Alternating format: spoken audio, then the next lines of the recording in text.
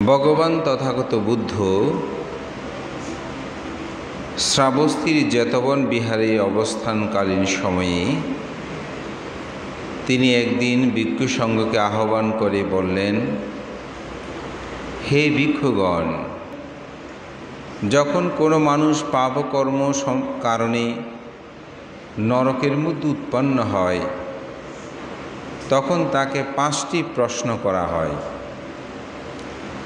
কয়টি প্রশ্ন? 5টি প্রশ্ন করা হয়। যে মানুষ পাপকর্ম সম্পাদনের দ্বারা ইহজীবনে মিথ্যা কথা, ভেদকতা, কর্কশ কথা, সম্প্রলাপ, প্রাণী হত্যা, চুরি, ব্যভিচার, সুরা, মদ্য, নেশাদ্রব্য সেবন, মিথ্যা দৃষ্টি সম্পূর্ণ হয়ে যে ব্যক্তি মৃত্যুর পরে নরকের মধ্যে উৎপন্ন হয় তখন তাকে নরকের যমদূতগণ তাকে প্রশ্ন করেন। তাকে নরক যন্ত্রণা দেওয়ার ভোগ করার পূর্বেই এই প্রশ্নগুলো করা হয়। সে যখন নরকের দুঃখ যন্ত্রণা দেখে ভীত সন্ত্রস্ত হয়ে পড়েন তখন যমদূতগণ তাকে প্রশ্ন করেন যে তুমি পাপকর্মের দ্বারা এই নরকের মধ্যে উৎপন্ন হয়েছ, তুমি নরক দুঃখ যন্ত্রণা থেকে মুক্তি লাভের জন্য এখন যেরূপভাবে আকুতি মিনতি তুমি কর্ম সম্পাদন করছ, আমি কিন্তু সেই সংবাদটুকু তোমাকে দিয়েছিলাম। তুমি যে পাপকর্ম করছ সে পাপকর্মের দ্বারা তোমাকে নরকে দুঃখ যন্ত্রণা ভোগ করতে হবে। তোমাকে কি সেই দূত মানে কি, যিনি সংবাদ প্রদান করে, বলে যে সেরূপভাবে তোমাকে দেবদূত তোমার কাছে গিয়েছিল, সে দেবদূত তোমাকে কিন্তু বলেছে, তোমাকে সংবাদ দিয়েছে, কিন্তু তুমি সেই সংবাদ কর্ণগোচর করো নাই। বলে, প্রভু আমাকে কি সংবাদ দেওয়া হয়েছিল? তখন বলল, তুমি কি কখনো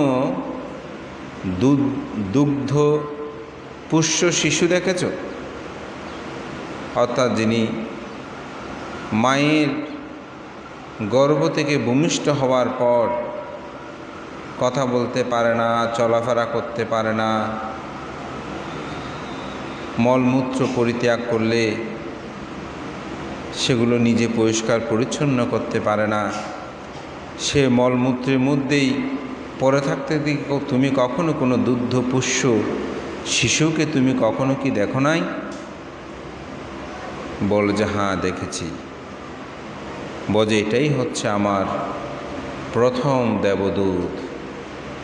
তুমি কি সে সময় চিন্তা করতে পারো নাই, আমি যতই শক্তিশালী হই না কেন, আমার যতই তারুণ্যের হিরিক থাকুক না কেন, আমি যতই শক্তিশালী হই না কেন, আমি এরকম দুগ্ধ শিশুর মতন এক সময় ছিলাম। আমার শরীরে যত শক্তি সামর্থ্য থাকুক না কেন, আমি কিন্তু এই অবস্থায় ছিলাম। আমি মলমূত্রের মধ্যে এরকম পড়েছিলাম, আমি কথা বলতে পারি নাই, আমি নিজে কোনো কাজকর্ম করতে পারি নাই, সমস্ত অপরের উপর আমাকে নির্ভরশীল হতে হয়েছে। এটি আমার পূর্বজন্মের কৃতকর্ম। আমি জন্মগ্রহণ করেছি বলে এই দুঃখ আমাকে ভোগ করতে হয়েছে।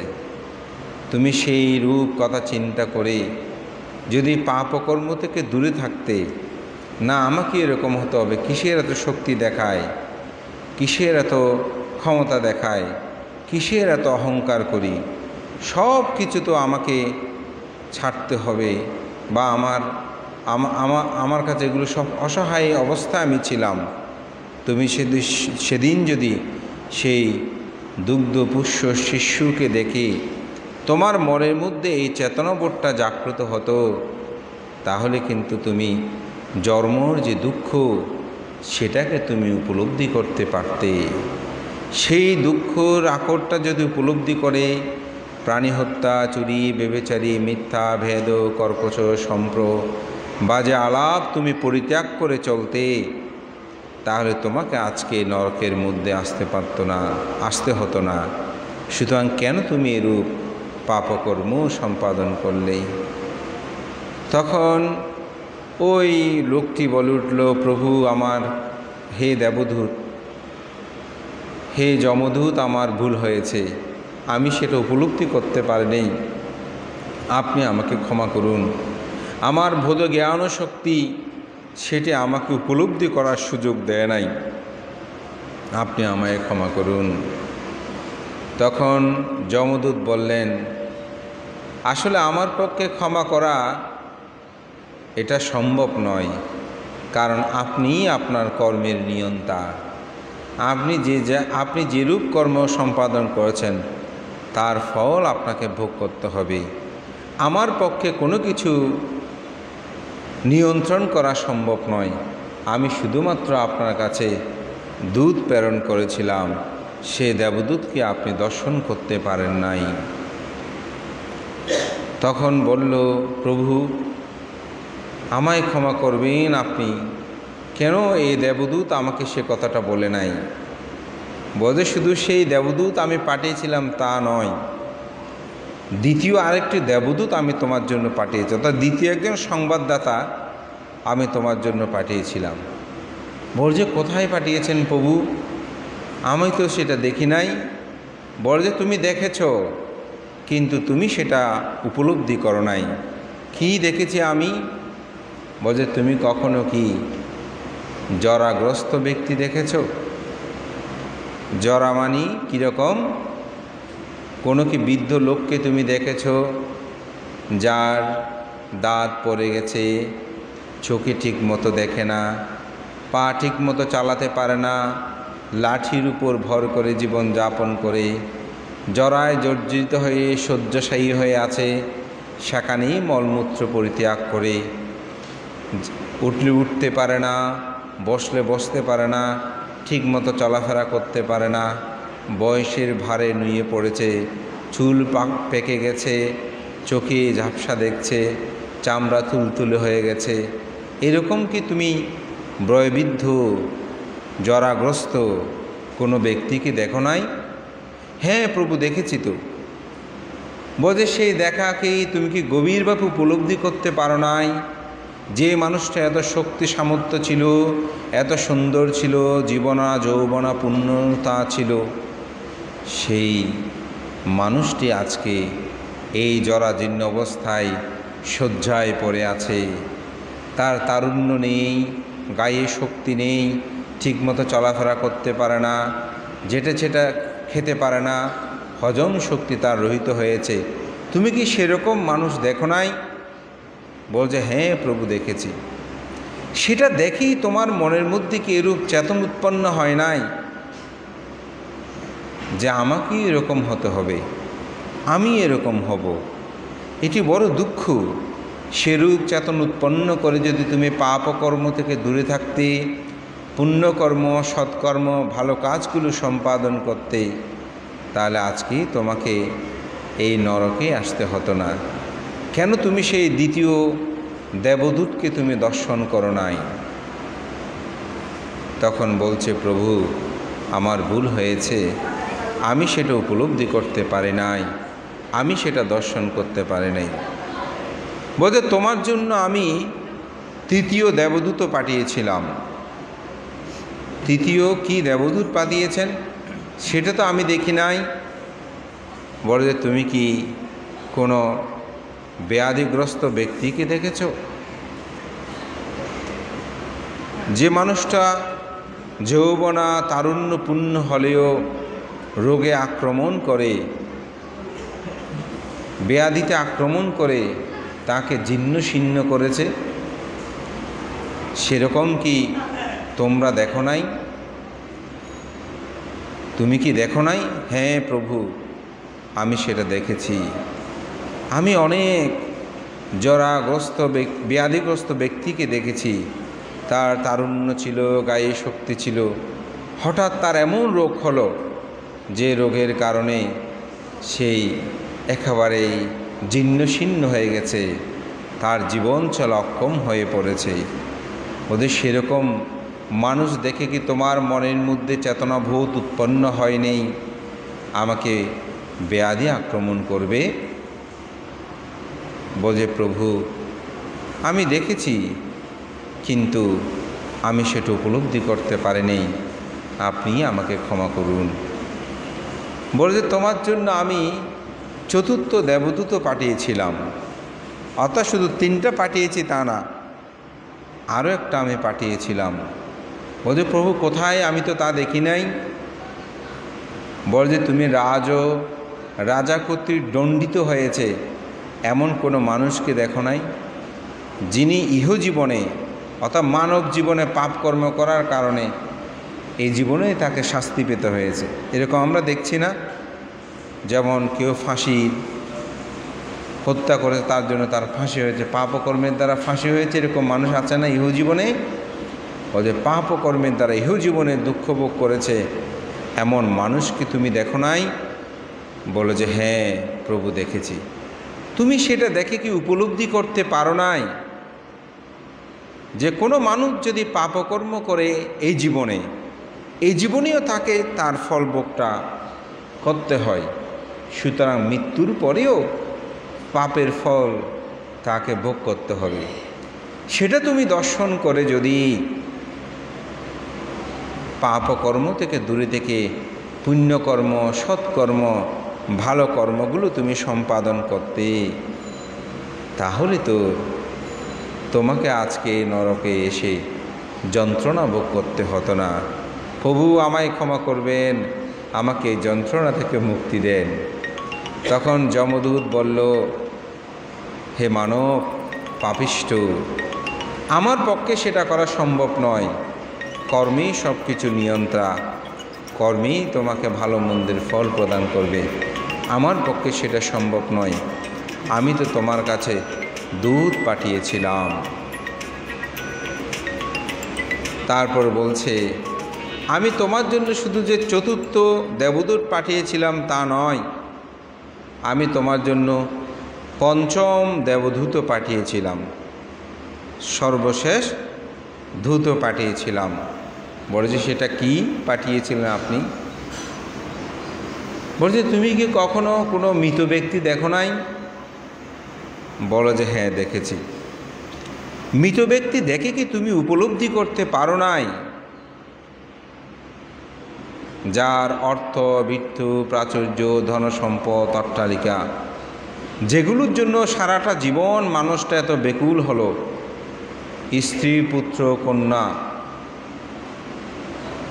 তাদের জন্য আজীবন যে মানুষটা শ্রম দিল, পাপকর্ম সম্পাদন করলো, খারাপ কাজ করলো, এত মন্দ কর্ম সম্পাদন করলো, কিন্তু যখন মৃত্যুবরণ করলো তখন কোনো কিছুই সে নিয়ে যেতে পারল না।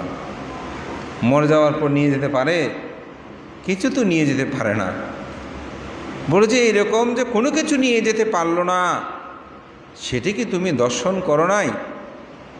বলে যে হ্যাঁ আমি সেটা দেখেছি, কিন্তু আমি তো উপলব্ধি করতে পারি নাই। বলে তুমি যদি সেদিন সেটা উপলব্ধি করতে, যার এত ধন সম্পদ, অট্টালিকা, ধন দৌলত, স্ত্রী, পুত্র, কন্যা, আত্মীয় স্বজন, পরিজন, নিজের এই সুন্দর দেহ অবয়ব সব কিছু ছেড়েই তাকে চলে যেতে হলো। যে দেহ কাষ্ঠটা আছে সেটাও আগুনে প্রজ্বলিত হলো, অথবা নদীতে অথবা পাহাড় পর্বতেই তাকে নিক্ষেপ করা হলো সেই দেহ অবয়ব। এটাও যদি তুমি চিন্তা করে সেদিন পাপকর্ম থেকে দূরে থাকতে, পুণ্যকর্ম সম্পাদন করতে, তাহলে তোমাকে আজকে এই নরক যন্ত্রণা ভোগ করতে হতো না। তুমি কিন্তু আমার সেই 5ম দেবদূত যে পাঠিয়েছিলাম সেটাও তুমি দর্শন করো নাই। তাই এখন আমার পক্ষে কোনো কিছু করা সম্ভব নয়, তোমার কর্মই তোমার নিয়ন্তা। তখন সেই পাপিষ্ঠগণ নরকে দুঃখ যন্ত্রণা ভোগ করেন। ধর্মপ্রাণ প্রিয় উপাসক উপাসিকা বিন্দু, আজকে আমি দেবদূত সূত্রের আলোকে এই কথাগুলো বলার কারণটা হচ্ছে কি, আমাদের সবার সম্মুখে এই 5টি দেবদূত কিন্তু রয়েছে। আমাদের মধ্যে সবার সম্মুখে এই 5টি দেবদূত রয়েছে।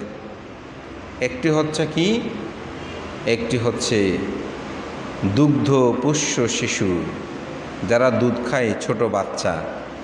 আমরা তাদেরকে দেখেছি, আমরা নিজেরা দেখছি তাদের জীবনটা কেমন। একটা অসহায় জীবন না? কোনো মানুষ বলতে পারবে আমি শিশু ছিলাম না, শিশুকালে আমি মলমূত্রের মধ্যে ছিলাম না, 1 মিনিট হলো ছিল, 2 মিনিট হলো ছিল না? কেউ এটা বলতে পারবে? পারবে না। তো সেটা কেমন? এখন আপনার যখন জ্ঞান উৎপন্ন হবে তখন আপনি সেটা বুঝবেন সেটা আসলে কেমন। এটা দেখে আপনি একটু পিছনে ফিরে তাকালেই উপলব্ধি জ্ঞানটা কি হবে না যে আমি কেমন ছিলাম, আমার অবস্থাটা কেমন ছিল? তাহলে কেন আমাদের মধ্যে এত অহংবোধ, কেন পাপের প্রতি আমাদের ভয় নেই? কারণ জন্মগ্রহণ করেছি বলেই তো আমি এই দুঃখটা পাচ্ছি। তাহলে জন্মটা কেন হলো? আমার অবিদ্যা, তৃষ্ণা, আকাঙ্ক্ষা এগুলোই আমাকে জন্ম দিচ্ছে। তাহলে জন্ম হয়েছে, আমি শিশুকালেই সেই দুঃখটাকে আমি উপলব্ধি করতে পেরেছি। আমি সেটাকে যখন জ্ঞান দিয়ে দেখব না আমাকে এমন হতে হবে, আমরা আসলে কখনো সেটাকে ভেবেছি আমি এমন ছিলাম? ভাবি নাই তো। সেটা যদি ভাবনায় গভীরে নিজেকে প্রবেশ করি তাহলে দেখবেন আসলে আমাদের জীবনটা কত দুর্বিষহ, আমাদের জীবনটা কেমন। তো সেজন্য যমরাজ সেটা বলছে, সেটিকে আপনি উপলব্ধি করুন। দ্বিতীয় যে বিষয়টা আমি উপস্থাপনা করেছি সেটা হচ্ছে কোনো জরাগ্রস্ত ব্যক্তি এই বয়বৃদ্ধ হলে কেমন, এটা যারা বুড়ো বৃদ্ধ মানুষ আছেন তারা সেটা বুঝবেন, তারা সেটা উপলব্ধি করবেন। এখান থেকে একটু হাঁটলেই শরীরের অবস্থাটা কেমন হয়। খেতে মন চায় কিন্তু যেটা সেটা খেতে পারে না, ঠিকমতো হজম হয় না, চোখে ঠিকমতো দেখে না, হাতে পায়ে ঠিকমতো চলাফেরা করতে পারে না, লাঠির উপর ভর দিয়ে তাকে চলতে হয়। আমি এরকম ব্যাধিগ্রস্ত হব, এটি কি দুঃখ নয়? বলছি এটাও একটি সংবাদ। এটি আসলে উপলব্ধি করলে বোঝা যায় মানুষের জীবনটা কেমন। আমরা যে যতই শক্তিবান, যত কিছু বলি না কেন, কেউ এই 5টা থেকে মুক্তি পাবেন? একটা তো জন্মগ্রহণের সাথে সাথে ভোগ করে ফেলেছি সবাই, দুগ্ধ পোষ্য শিশু কীরকম এটা ভোগ করেছি, কিন্তু সে দুঃখ আমাদের মনে নাই। এরই একদিন আমাকে একজন প্রশ্ন করতেছে, বান্তে আপনারা তো জন্মান্তরের কথা বলেন, অতীত জন্মের এরকম কথা, বান্তে সে জন্মের কথা মনে নাই কেন? ভালো কথা তো, সে জন্মের কথা আমাদের মনে নাই কেন? যদি সে জন্ম থাকে, অতীত জন্ম যদি থাকে, সেটা মনে থাকবে না কেন? তা আমি তাকে পাটলা প্রশ্ন করলাম, আপনার বয়স কত? বজবান্ত আমার বয়স এখন 25-26 হবে। আচ্ছা 2 বছর বয়সে আপনি মৃত ছিলেন নাকি জীবিত ছিলেন? বজবান্ত 2 বছর বয়সে জীবিত ছিলাম বলে তো এখন 25 বছর হয়েছে। আচ্ছা 2 বছরের ঘটনা মনে আছে? বজবান্ত 2 বছরের ঘটনা তো মনে নাই। তো কেন 2 বছরের? তাইলে আপনি 2 বছর ছিলেন না, 2 বছর জীবিত ছিলেন না। 2 বছর যখন বয়স ছিল তখনকার ঘটনাগুলো আপনি বলতে পারতেছেন না কেন? সেই সময়টাকে আপনি জীবিত ছিলেন না? ভাবতে জীবিত ছিলাম, কিন্তু সেগুলো আমার মনে রাখার মতন জ্ঞান আমার ছিল না। তাহলে আপনি স্বীকার করছেন 2 বছর আপনি বেঁচে ছিলেন।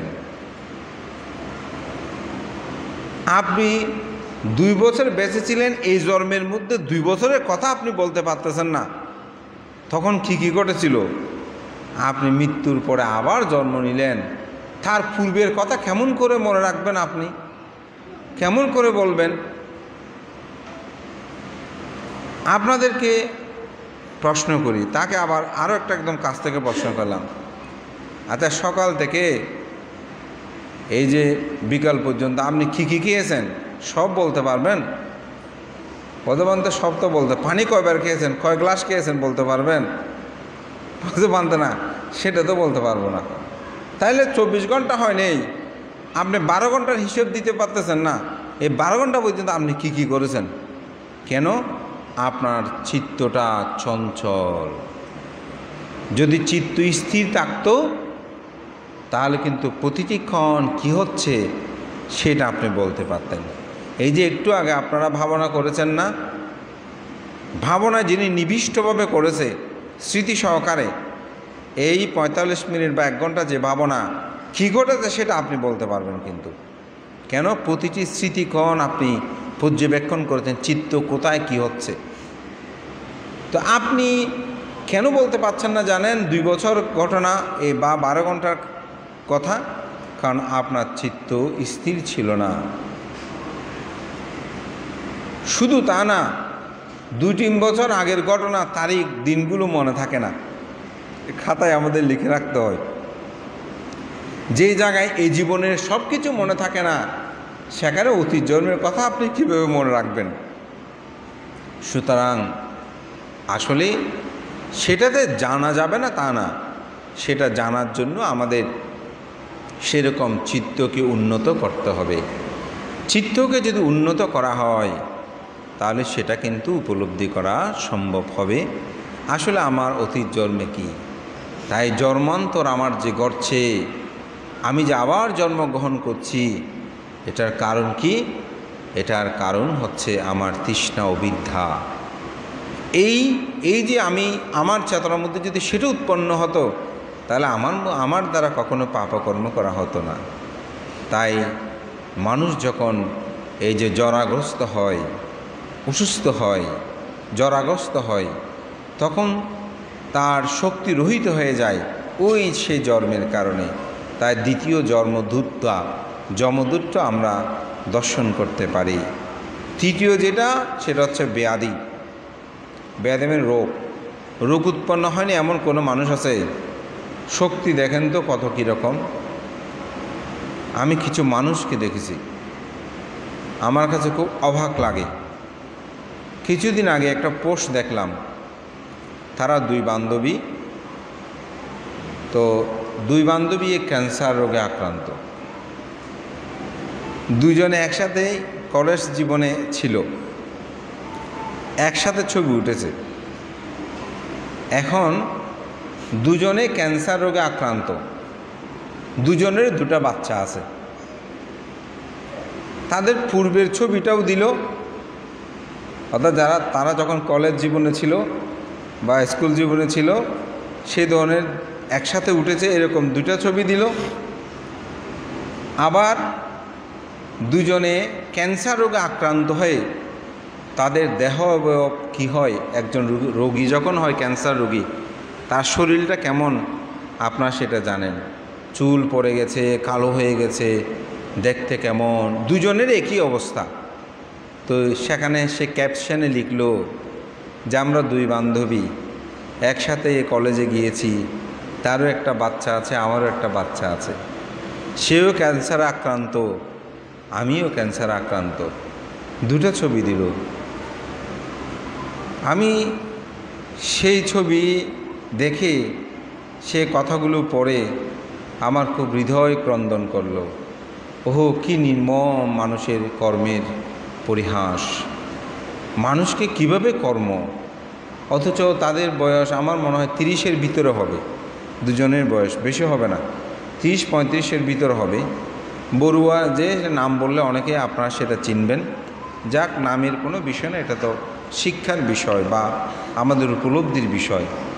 আমিও ভাবলাম 2 বান্ধবী তারা যখন স্কুল কলেজে পড়ছিল একসাথে, এই সুন্দর করে ছবি উঠছিল, তারা কি জানতো তাদের একদিন ক্যান্সার আক্রমণ করবে, সেটা কিন্তু তারা জানতো না।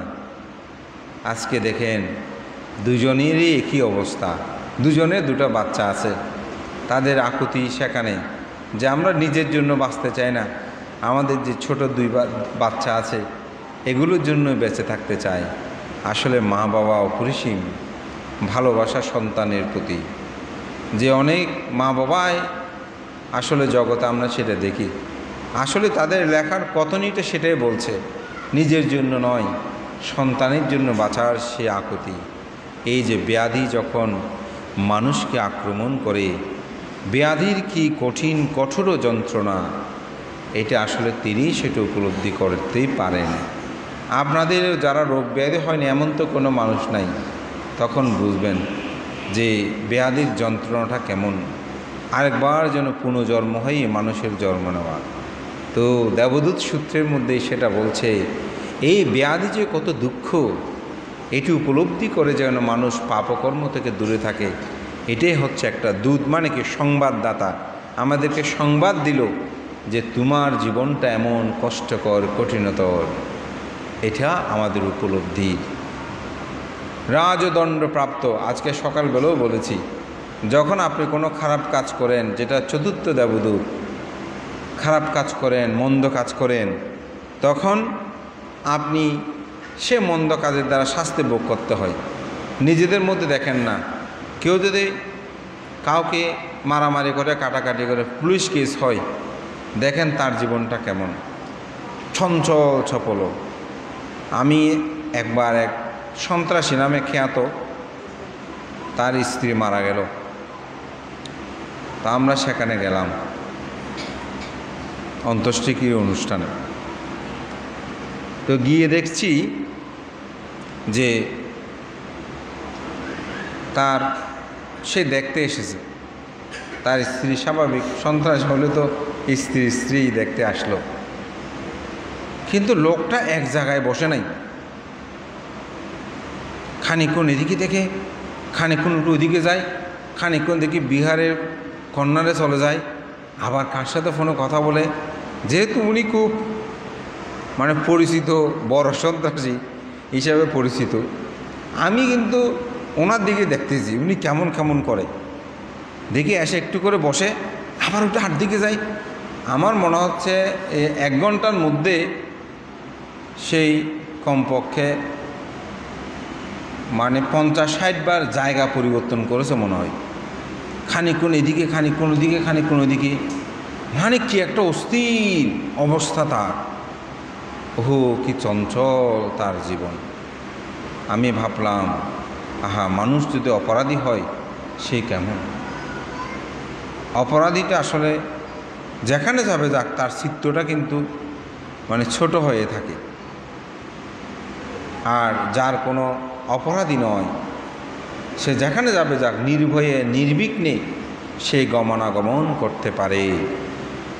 তো সেজন্য বলছে, বুদ্ধের ধর্মদর্শনে দেবদূত সূত্রে বলছে, তুমি কি কখনো রাজ কর্তৃক দণ্ডপ্রাপ্ত, তখন তো রাজা ছিল, অর্থাৎ সরকারেরই আইন কর্তৃক দণ্ডপ্রাপ্ত, তুমি কি কোনো মানুষকে দেখো নাই? সেটা দেখে কি তোমার মধ্যে উপলব্ধি জ্ঞান হয় নাই? এই জীবনেও পাপ করলে মানুষকে শাস্তি ভোগ করতে হয়। সুতরাং তুমি যদি সেই চিন্তা করে পাপ ও কর্ম থেকে দূরে থাকতে, তাহলে তোমাকে এই দুঃখ যন্ত্রণা ভোগ করতে হতো না। সর্বশেষ যেটা আপনাদেরকে বলেছি, বলে যে মৃত ব্যক্তি, বলে যে মৃত ব্যক্তিটিকে তুমি দেখো নাই, তার যে সব কিছু হারিয়ে যায়। এই পৃথিবীর জগৎ সংসারে আপনারা নিজেরাই সেটা উপলব্ধি করেছেন। যত সম্পদ, অট্টালিকা, ধন দৌলত আমরা অর্জন করি না কেন, সব কিছু ছেড়ে আমাকে আপনাকে চলে যেতে হবে। আমাদের পরম শ্রদ্ধেয় মহামান্য উপসংগরাজ, বিচিত্র ধর্মকৌতিক শাসনের স্তম্ভ, শ্রদ্ধেয় ধর্মপ্রিয় মহাতের মহোদয়, একটা কথা আমার খুব মনোপুত হয়েছে। আমি অনেকবার ধর্মদেশনে সেটা বলেছি। কথাটা এরকম, একটা খুব সুন্দর বাড়ি নির্মাণ করেছে এক ব্যক্তি, সঙ্গদান করছে, বান্তেদের সবাইকে সেখানে নিয়ে গেছে। তো সঙ্গদান যখন শেষ হলো, বান্তে আপনি একটু রুম টুম ঘুরে দেখেন যে কেমন লাগছে। তো বান্তে দেখতেছে, বলছে হ্যাঁ খুব সুন্দর করেছেন, খুব ভালো। বলছে বান্তে হ্যাঁ বান্তে মার্বেল পাথরগুলো বান্তে আমি ইন্ডিয়া থেকে এনেছি, বান্তে এই সুইচগুলো বান্তে অস্ট্রেলিয়া থেকে, এই লাইটগুলো বান্তে কানাডা থেকে, ওইটা অমুক থেকে, মানে পৃথিবীর যেসব দেশে দেশে তিনি গিয়েছেন ওখানকার খুব উন্নত জিনিসগুলো নিয়ে এসেছেন। বলছে বান্তে এটা অমুক ফ্যান, এটা পাকিস্তানি, এটা এই ফ্যান সেই ফ্যান, এইরকম কত বর্ণনা বান্তেকে দিচ্ছি। তো বান্তে বলল, ও উপাসক সাধু সাধু, খুব ভালো। তো আপনি মার্বেল পাথর সব কিছু ঠিক আছে, কিন্তু মৃত্যুর পরে এরকম মার্বেল পাথরে থাকতে পারবেন কিনা সেটা কি আপনি চিন্তা করেছেন? আমি কথাটা শুনে খুব অবাক হলাম। অনেকক্ষণ ভাবলাম, ভান্তে এত সুন্দর কথা, এত গভীর কথা কিভাবে সহজ করে বলল। মনে মনে বলতেছি, আসলে বিচিত্র ধর্ম ক্ষতি এমনি বলে না, বেশি কথা বলতে হয় নাই, এই একটি কথা দিয়েই ওনার এই মার্বেল পাথরটা তোর সব প্রশ্নের জবাব তিনি দিয়ে দিয়েছেন, যে আসলে মৃত্যুর পরে আমরা সেটা থাকতে পারবো কিনা। এই স্ত্রী বলেন, পুত্র বলেন, কন্যা বলেন, আমি যখন মারা যাব দেখবেন সবাই কান্নাকাটি করবে। মরাটা নিয়ে যাবার সময় কীরকম করে সবাই টানাটানি করে না, আবেগে ভালোবাসায়। কিন্তু কেউ যদি রেখে চলে যায়, ঠিক আছে এটা রেখে দিই, এটা এখানে থাক, আমরা নিয়ে যাব না। কোনো স্ত্রী পুত্র কন্যা কেউ রাখবে? কেউ রাখবে না। আপনার দেহটা হবে শ্মশানে। আমরা কত অহংকার করি, একজন আমি এই স্ট্যাটাসের মানুষ, আমি অমুক, আমি সমুক, কত কিছু করি। কিন্তু মৃত্যুর পরে কবরে বলেন, চিতাতে বলেন, কোনো ভাগ আছে? সবাইকে সেখানে যেতে হবে। অনেক মানুষ আছে নিমন্ত্রণ খেতে চায় না, আমাদের সাধারণ তরঙ্গে বই নি কেখানা হয়, এই ধরনের অনেকের মানসিকতা আছে। আমাকে একটু আলাদা করে দিতে হবে, আলাদা জায়গায় যেতে চায়, কিন্তু সে কি কখনো ভেবে দেখেছে তার জীবনটা কেমন? আপনি কি আলাদা সবসময় থাকতে পারবেন? এই যে এখানে কত সাধারণ, এখানে ধনীও আছে, দরিদ্র আছে, অর্থের কথা মানদণ্ডে সবাই তো বসেছেন, কত সাধারণ না? এটাই হচ্ছে জীবন, এটাই হচ্ছে উপলব্ধি। আপনি এত বিভাজন, এত চিন্তা, এত কিছু করে কি হবে? সব কিন্তু একটি জায়গায় আপনাকে যেতে হবে। মৃত্যু হলেই সব ভাগ করে নিয়ে যাবে। একদিন এক লেখক খুব সুন্দর করে উদাহরণ দিল, বলে যে আপনি যখন মারা যাবেন তখন মাটি বলবে এই দেহটা আমার, তাই মাটি এই দেহ খেয়ে ফেলবে। বাতাস বলবে আমার, বাতাসে আপনার প্রাণবায়ু নিয়ে নিল। আগুন বলবে আমার, আগুন নিয়ে নিল। সেজন্য মারা যাওয়ার পর শরীরে তাপ থাকে, কিছুক্ষণ থাকে, যে যখন 5-6 ঘন্টা 8 ঘন্টা হয়ে যায় তখন আর গরম থাকে না। তো কেন? আগুনটাই নিয়ে নিছি। মৃত্যুর সাথে সাথে প্রাণবায়ু শেষ, আর চলে না, বাতাসে নিয়ে নিছি। পৌঁছতে পৌঁছতে এক সময় কাঠ হয়ে গেছেন। কেন? পানির সাথে মিশে গেছে, আপনার সাথে থাকে নাই তো। তারপর কঙ্কাল জাত ছিল, সেটাও আস্তে আস্তে মাটির সাথে মিশে গেছে। এই চারিভূত ধাতু, যাকে বুদ্ধ ধর্ম দর্শন হচ্ছে রূপ, আর চিত্ত হচ্ছে নাম। সেটা কি? বেদনা, সংজ্ঞা, সংস্কার, বিজ্ঞান, এটাকে বলা হয় নাম। আর রূপ হচ্ছে কি? এই দেহ অবয়ব, অর্থাৎ যেটা অপধাতু, তেজধাতু, বায়ুধাতু, পাঠাবি ধাতু, এই 4 ধাতু দ্বারা আমাদের এই দেহ অবয়ব গঠিত। মৃত্যুর সাথে সাথে সেগুলো চলে যায়। এরূপ যদি গভীরভাবে চিন্তা আপনার মধ্যে উৎপন্ন হয়, কখনো অহংকার আসবে, কখনো মান আসবে, কখনো আমার আমার বলে কি আমরা সবাই সেটা দাবি করব? কোনোদিনও সেটা আমরা করব না, কারণ এগুলো আমাদের সাথে যাবে না। এই সত্য যখন নিজেদের অন্তর্জগতের মধ্যে জাগ্রত হয়, তখন ধন সম্পদ, অট্টালিকা, ধন দৌলত এগুলোর প্রতি মানুষের আসক্তিতে জন্মায় না। হয়তো অনেকে বলেন, ভান্তে তাই বলে কি সেগুলো আমরা আহরণ করব না? করব, অবশ্যই করব। বেঁচে থাকার জন্য যা প্রয়োজন সেটুকু আমরা করব, কিন্তু তার অতিরিক্ত নহে। আমাদের জীবনের সবচেয়ে বড় সমস্যাটা হচ্ছে কোথায়? আমাদের সাধ্যের বাইরেও আমরা আরও চাই। মাংসভোজী প্রাণীর একটি ধর্ম আছে, তাদের নাকি পেট যদি ভরা থাকে তারা শিকারে যায় না। আগামীকাল খাবো সে চিন্তা করে তারা শিকার করে রাখে না। কিন্তু আমরা মানুষ পৃথিবীর শ্রেষ্ঠ প্রাণী বলি। আমরা 100 বছর খাওয়ার জন্য বেঁচে থাকার মতো সম্পদ থাকলেও আমরা আরও চাই, আরও চাই, আরও চাই। সেদিন, আজকে না গতকালকে, সোশ্যাল মিডিয়ায় একটা খুব সুন্দর কথা পেলাম। একজনে বলছে, আমি আমার পুত্র সন্তান, কন্যা সন্তান, কারোর জন্য আমি কোনো অর্থবিত্ত রাখি না। আমি যা পাই সেগুলো আমি ব্যবসা বাণিজ্যের মধ্যে দিচ্ছি, এতিমখানা, মাদ্রাসা, বিভিন্ন জায়গায় আমি সেগুলো দিয়ে দিচ্ছি। তো বলে যে আপনার সন্তান যদি আপনার কাছে কিছু প্রত্যাশা করে, বলে আমার বাবা তো আমাদের জন্য কিছু রাখলো না, সেটা কেমন হবে? বলে যে আমার বাবা আমার জন্য তেমন বেশি কিছু রাখে নাই, কিন্তু আমাকে লেখাপড়া শিখিয়েছে, এটাই হচ্ছে আমার পিতা আমাকে দিয়েছে। আমি আমার সন্তানদের লেখাপড়ার জন্য যে অর্থবিত্তের দরকার সেগুলো আমি তাদেরকে দিচ্ছি, কিন্তু এবং আমার বাড়িটা তাদের জন্য রেখেছি, তারা একটা বাড়িতে পাবে, বাকিগুলো তারা সংগ্রহ করবে।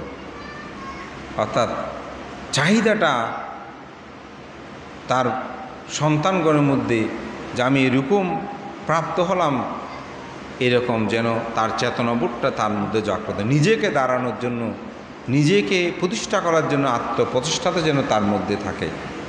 আমি আপনাদেরকে বলবো না আপনাদের সন্তানের জন্য ভবিষ্যতে রাখবেন না, সেটা না, কিন্তু আপনি যেন মন্দ কাজ করে, খারাপ কাজ করে আপনি সে অর্থের পাহাড় না করেন, সৎ পথে জীবনযাপন করেন, সৎভাবে চলেন, তাহলে দেখবেন সেটাই হবে আপনার জীবনের সবচেয়ে পরম প্রাপ্তি। অনেকেই দুঃখ করে বলে, মানতে আমরা একই চাকরি করি, আমার এইরকম কোনো অর্থবিত্ত কিছু নাই, কিন্তু আমার সাথে একই চাকরি করে দেখেন আটজনের 2টি বিল্ডিং হয়েছে, অমুক হয়েছে, সমুখ হয়েছে। বলছে সেই তো বান্ধব ভালো আছে, আমি সৎ জীবন যাপন করে কি হলো? আপনি সৎ জীবন যাপন করে কি হয়েছেন? আপনি মানসিকভাবে সুখী হয়েছেন, মানসিকভাবে আপনি অসুস্থ নয়। আমি এমন মানুষকে দেখেছি অর্থটা এত বেশি হয়েছে, সেটা কি করবে? দুদুকে খুঁজতেছে, তার কোটি কোটি টাকা, কিন্তু দুদুক তার পিছনে লেগেছে, সেই অস্থিরতায় ভুগতেছে। এত টাকা দিয়ে কোথায় সরাবে? সেই স্ত্রীর নামে রাখলো, নিজের নামে রাখলো, পুত্রের নামে রাখলো, তবেও মানসিকভাবে সে সুখী নয়। আমি একদিন রাতে এটা উপলব্ধি করেছি, আমি যদি 1 কোটি টাকা পাই, এই 1 কোটি টাকা দিয়ে আমি কি করব?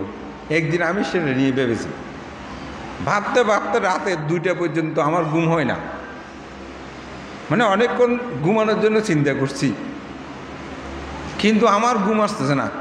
খানিকক্ষণ এটা করব, খানিকক্ষণ এটা করবো, খানিকটা বড় বিহার করব, না বিহারে যদি 1 কোটি টাকা চলে যায় তাহলে টাকা তো সব শেষ। না 1 কোটি না, 100 কোটি, 100 কোটি টাকা নিয়ে ভেবেছি যদি 100 কোটি টাকা পাই তাহলে কী করব। দেখতেছি না আমার মাথাটা খারাপ হয়ে গেছে, মানে মাথায় আর কাজ করতেছে না। 1 কোটি টাকায় আমি অস্থির হয়ে গেছি। 100 কোটি টাকা, এই 100 কোটি টাকা পেলে আমার কি করব? খানিক চিন্তা করতে এগুলো জমায় রাখবো, অমুক।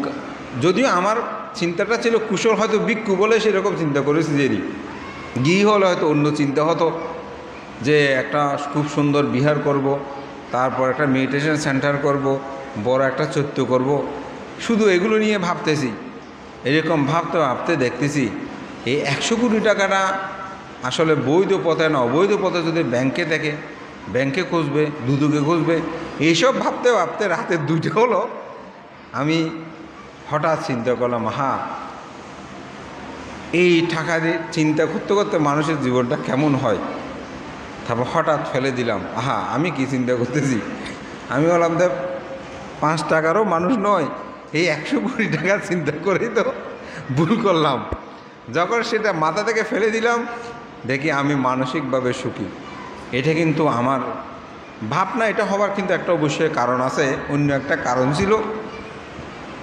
তো আমার উনি আমার উপকারী, মানে যার কারণে 100 কোটির ভাবনাটা ভেবেছি, সে আমার উপকারী এই জন্যই যে 100 কোটি টাকা যদি থাকে তাহলে আমার কি হবে। দেখি মাথাটা আউলে জল হয়ে গেছে। টাকাটা না থাকাটা আসলে, বেশি সম্পদ থাকলে বেশি চিন্তা, কম সম্পদ থাকলে কিন্তু কম চিন্তা। আমার এক পরিচিত বজবানতে একটু আশীর্বাদ করেন, জায়গাটা ভাগ হলে একটু বাড়ি টাড়ি করবো, ওখানে থাকবো। তো আমি বললাম আশীর্বাদ হতে বানতে কিছুদিন পরে আবার দেখা হলো, বানতে আপনার আশীর্বাদ কাজে লাগতেছে না, আপনি মন করে আশীর্বাদ করতেছেন না মনে হয়, জায়গাটা ভাগ করছে না, এখন আমরা বিল্ডিংও তৈরি করতে পারতেছি না, বাড়িও বানাতে পারতেছি না। আমি বললাম না হবে, একটু ধৈর্য ধরেন, বানতে ব্যাকুনের আশীর্বাদ ঠিক মতো দন, কিন্তু আর ঠিক মতো নতন। আচ্ছা যাই হোক, এখানে আশীর্বাদের কী হবে, কর্ম তো কাজ। আবার কিছুদিন পর দেখা হলো, ঠিক একই কথা। আমি বললাম এখন যেখানে আছেন খুব ভালো আছেন, যখন বাড়ি টাড়ি করবেন দেখবেন দুঃখ বেড়ে যাবে, ভাড়াটিয়ে সেই অমুক সমুক অনেক ঝামেলায় পড়বেন।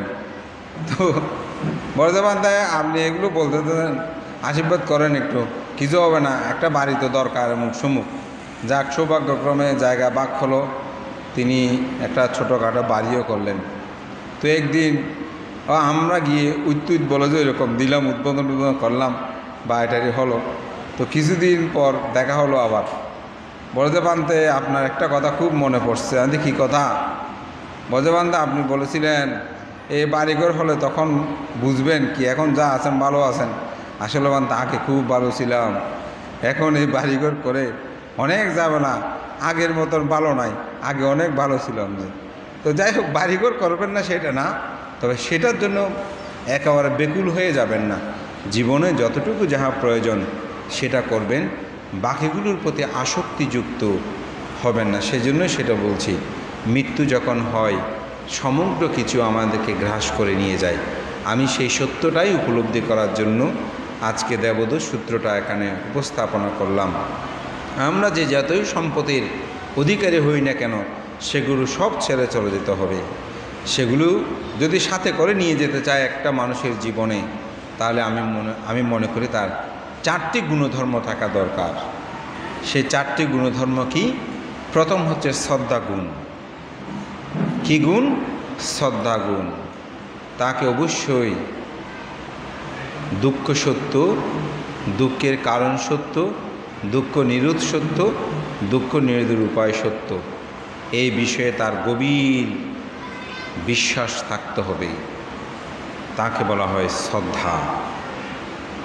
শ্রদ্ধার 4টি প্রকারান্তর আছে, এগুলো অন্যদিন বলবো। আজকে যে অষ্টশীল নিয়েছেন এটার প্রতি বিশ্বাস থাকতে হবে যে না, আমি অষ্টশীল পালন করছি দুঃখ থেকে মুক্ত হবার জন্য। আমি যে নিজে সংযত হচ্ছি এটা আমি দুঃখ থেকে মুক্ত হবার জন্য। এই চেতনাবোধটা জাগ্রত থাকতে হবে। সেই জন্য বলতে শ্রদ্ধা গুণ আপনার মধ্যে বিদ্যমান থাকতে হবে। দ্বিতীয় হচ্ছে কি? দ্বিতীয় হচ্ছে দানগুণ। আপনার মধ্যে দান চেতনা থাকতে হবে। যখনই সুযোগ হয় তখন যেন দানকর্ম করি। কালকে মনে হয়, কালকে কি পরশু, গতকালকে একজন আমাকে বলতেছে, বানতে টাকা থাকলে সবাই চিনি, টাকা না থাকলে আত্মীয় স্বজনরা চিনে না, কেউ চিনে না। তা আমি বললাম একদম সত্য কথা। টাকা যখন ছিল না তখন দেখবেন আপনার আশেপাশে কোনো আত্মীয় স্বজন নাই। টাকা যখন আসছে, ওরে আত্মীয় স্বজন সবাই পরিচয় দেয়। এক আমার পরিচিত বর্তমান তো অমুক খন চিনুন না, হাতে খন হতমান তুমি আর অমুক আত্মীয় হইতো, আইতে বালা বালা সাধু সাধু। কিন্তু আমার জীবনে কোনো দিন তিনি সে আত্মীয় পরিচয় দেখে নাই। যখন সেই টাকা পয়সা হয়েছে, নাম যশ হয়েছে, তখন তাকে সবাই চিনি। তা আমি বললাম, কষক বশিকা, বুদ্ধ কেন দানের কথা বলেন জানেন? দান করলেই আপনি সম্পদের অধিকারী হবেন। দান করলে জ্ঞাতি স্বজন সব আসবে। আপনার বাড়িতে একটা আত্মীয় এসেছে, 10টা থেকে বসে বসে গল্প করছে 2টা পর্যন্ত। আমি নিজে এই একটা বাস্তব 2টা ভাত খেয়ে খাওয়ার কথা বলতেছেন না, তা আপনার কাছে তারপর অধিক কী জন্য আসবে? কোনো দরকার আছে? আপনার কাছে যদি চা পানি না পায়, বলে গেলাম, তার এখন 1 ঘন্টা 2 ঘন্টা ছিলাম, কিন্তু আমাকে একটু চাও দিল না, সে আত্মীয় আপনার কাছে কেন আসবে? আসবে না তো। আমি তো যাবো না, আপনি গেলে যান, কিন্তু আমি যাব না। আসলে তো সত্য, আপনি যদি কাউকে দিতে না পারেন, দেখবেন মানতে বলেন, আমাদেরকে যখন বেশি দেবেন বলে এই উপশিকাটা খুব ভালো, যখন দিতে পারবেন না দেখবেন যে উপশিকার নাম নাই আর, ঠিক না? কারণ জগৎটা সেরকম। আমাদের কথা বাদ দেন, আপনাদের স্বামী স্ত্রীর কথা বলেন। স্বামী টাকা দিতে পারলে স্ত্রী খুব খুশি, বানতে আর স্বামী খুব ভালো, টেঁয়া পয়সার বানতে অভাব নাই না, আয় মতো টেঁয়া এখন আর দিতে দে, হ্যাঁ যেদিকে মনের দিকে খরচ করি, আর জামাই খুব ভালো। স্বামীকে যতক্ষণ সেবা দিতে পারবেন, বানতে আর স্ত্রী খুব ভালো, আইলে কোনো কিছুর অভাব নাই, সব কিছু গড়ি দে, এবার যেতে জিয়েন তোয়াইয়েন দে, কোনো ধরনের সমস্যা নেই। ওই দিতে পারলে ভালো, জগৎটা দেখেন, এই হচ্ছে দানও, এটাও দান। যতক্ষণ দিতে পারবেন ততক্ষণ ভালো, দিতে না পারলে খারাপ।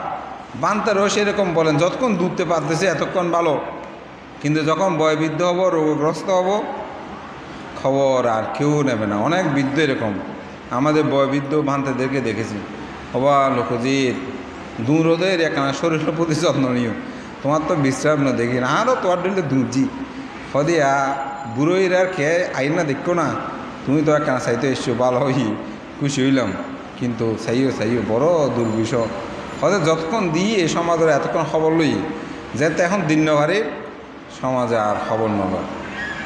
ঠিক তো, আমি অনেক সময় দেখেছি বিহারের বানতে অসুস্থতার কারণে সঙ্গদানে যেতে পারে নাই, দক্ষিণে দানীয় জিনিস বানতের জন্য আর পাঠায়নি, হয়তো নেবে নয় ইবেল আর কিনে দিতাম, কিন্তু উনি যে অসুস্থতার কারণে ফাং করেছি, অসুস্থতার কারণে যেতে পারে নাই, আমি তো তার জন্য সেগুলো পাঠাতে পারি। এই হচ্ছে অবস্থা দান ও গুণ। সেজন্য শূন্য পারামি থাকতে হবে। দান ও গুণ যখন থাকবে তখন দেখবেন সব আপনার কাছে চলে আসবে। তো দান ও গুণ কখন? আপনাকে দান ও কর্মটা সম্পাদন করতে হবে। এই জন্যই বলা হচ্ছে দ্বিতীয়ত মানব জীবনে দান ও গুণ থাকতে হবে। শ্রদ্ধাগুণ, দান ও গুণ, তারপরে হচ্ছে প্রজ্ঞাগুণ। আপনার মধ্যে যে কোনো কর্ম, শিলগুণ, তৃতীয় হচ্ছে শিলগুণ থাকতে হবে। আপনাকে শিলময় জীবন যাপন করতে হবে। যদি দুঃশীল দুরাচারী হয়ে জীবন যাপন করেন তাহলে সেটা সম্ভব হবে না। আপনাকে সেই শিলগুণ সম্পূর্ণতা থাকতে হবে। চতুর্থ প্রজ্ঞাগুণ, যে কোনো দানকর্ম করতে জ্ঞান থাকতে হবে, পুণ্য পারামি থাকতে হবে। জ্ঞান যদি থাকে তাহলে আপনি সেটা লাভ করবেন, জ্ঞান না থাকলে হবে না। দান করতেও জ্ঞান লাগে। আজকে একটু বলি, আমাদের শ্রীমতী উপাসিকা রেখা বড়ুয়া, তিনি গত সপ্তাহে দান করতে চেয়েছেন, আজকে আপনাদেরকে পানীয় দান করেছেন না। তো উপাসিকাকে বললাম, যদি আপনি 5 তারিখ দেন, শুক্রবার আছে, সেদিন মানুষজন তুলনামূলক অনেক বেশি হবে, তো সেদিন দান করলে আপনি বেশি দান করতে পারবেন, অনেক মানুষে পাবে, আর আমিও থাকবো, সেদিন দান করেন। বলতে মানতে ঠিক আছে, আপনি যেরকম বলেন সেরকম। আর কিছু কিছু মানুষ সাথে দান করে ঠিক, কিন্তু মানুষজন কম দিন দেখি এটা ও দানের মধ্যে কীরকম দেখেন, তো ওনার চেতনা হতো না, বেশি যখন সেদিন বেশি দান করতে পারবো, ক্ষেত্রটা আমি বেশি পাবো, সেরকম চেতনা বোধটা ওনার মধ্যে উৎপন্ন হয়েছে। গতকালকে পরশুদিন মনে হয় অনেকগুলো নিয়ে এসেছে, আজকে সবাইকে আপনারা সেটা পরিবেশন করেছেন। তাহলে ওই যে দান করার সময় জ্ঞান থাকতে হবে, সঙ্গদান করে যে সেখানেও একটা জ্ঞান থাকতে হবে, যে কোনো ক্ষেত্রে। এই জন্য প্রজ্ঞাটা দরকার। প্রজ্ঞা যদি না থাকে ধর্ম উপলব্ধি করতে পারবেন না। অনেকে এসে বুদ্ধের সামনে খোঁজে, আমাকে পুত্র দেন, আমাকে স্ত্রী দেন, আমাকে স্বামী দেন, বুদ্ধি দিতে পারবে? পারবে না। ও জ্ঞান নাই। যে জ্ঞান যদি থাকে কর্মের উপর, পুণ্যের উপর প্রার্থনা করবেন, পুণ্য দিয়ে আপনি আপনার জীবনকে জয় করতে পারবেন। তো আমি মনে করি আপনাদের সবার জীবনে সেই 4টি গুণধর্মটা উৎপন্ন হোক, এবং 5টি যে দেবদূত আমাদের সবার আজকে যারা উপস্থিত হয়েছেন, আমার দেশনাটা শুনেছেন, আমি মনে করি আজকে আপনারা সেই 5টি দেবদূতের পরিচয় পেয়ে গেছেন। এই 5টি দেবদূতের কথা যদি চিন্তা করেন, দেখবেন আপনি আর পাপকর্মতে সংযুক্ত হবেন না, সেটা থেকে দূরেই আপনাদের অবস্থান হবে। আজকে আর দেশনা দীর্ঘ করব না, আপনাদের সবার মঙ্গল কামনা করছি। আসলে 6টায় আমার একটা মিটিংও আছে পতেঙ্গা বিহারে, সেখানে মিটিং একটু যোগদান করব। সবাইকে আশীর্বাদ ও পুণ্যদান করছি, এবং সাথে সাথে আজকে বিকালবেলায় ভাবনার পরে আমাদের এই ঐতিহ্যবাহী পুণ্যতীর্থ চাঁদগাঁও সার্বজনীন সাক্ষ্যমণি বিহারের শ্রদ্ধাবান উপাসক বাবু প্রবোধ রঞ্জন বড়ুয়া এবং ওনার সহধর্মিনী আমাদের শ্রদ্ধাবতী উপাসিকা রেখা বড়ুয়া এবং তাদের পুত্র, যে 2 পুত্র এবং পরিবার, রাজু এবং সাথে ডিজু, তাদের সমস্ত পরিবারবর্গই আজকে আমাদেরকে সকলকে পানীয় দান আদি কর্ম সম্পাদনের মাধ্যমে যে পুণ্য আসে, তাদের উত্তরোত্তর শ্রীবৃদ্ধি কামনা করছি। আপনারাও সবাই আজ উপস্থিত গ্রহণ করে আমি মনে করি আপনারা 10বিধ পুণ্যকর্ম সম্পাদন করেছেন। অর্থাৎ দান পারমে, দান উপপারমে, দান পারমত্ব পারামি। পুণ্যতা হয় যদি সঠিকভাবে উপস্থিত প্রতিপালন করে, এবং যে আর্য অষ্টাঙ্গিক মার্গ আছে, সে আর্য অষ্টাঙ্গিক মার্গের পরিপূর্ণ আমি বলবো না, তবে কিছু কিছু পুণ্যতা কিন্তু হয় যখন অষ্টশীল সঠিকভাবে প্রতিপালন করে। তাই আপনাদের এই পুণ্যময় কর্ম সম্পাদনের মাধ্যমে সবাই ভালো থাকুন, সুস্থ থাকুন, এই প্রত্যাশা করি। সকলের উত্তরোত্তর শ্রীবৃদ্ধি কামনা করছি।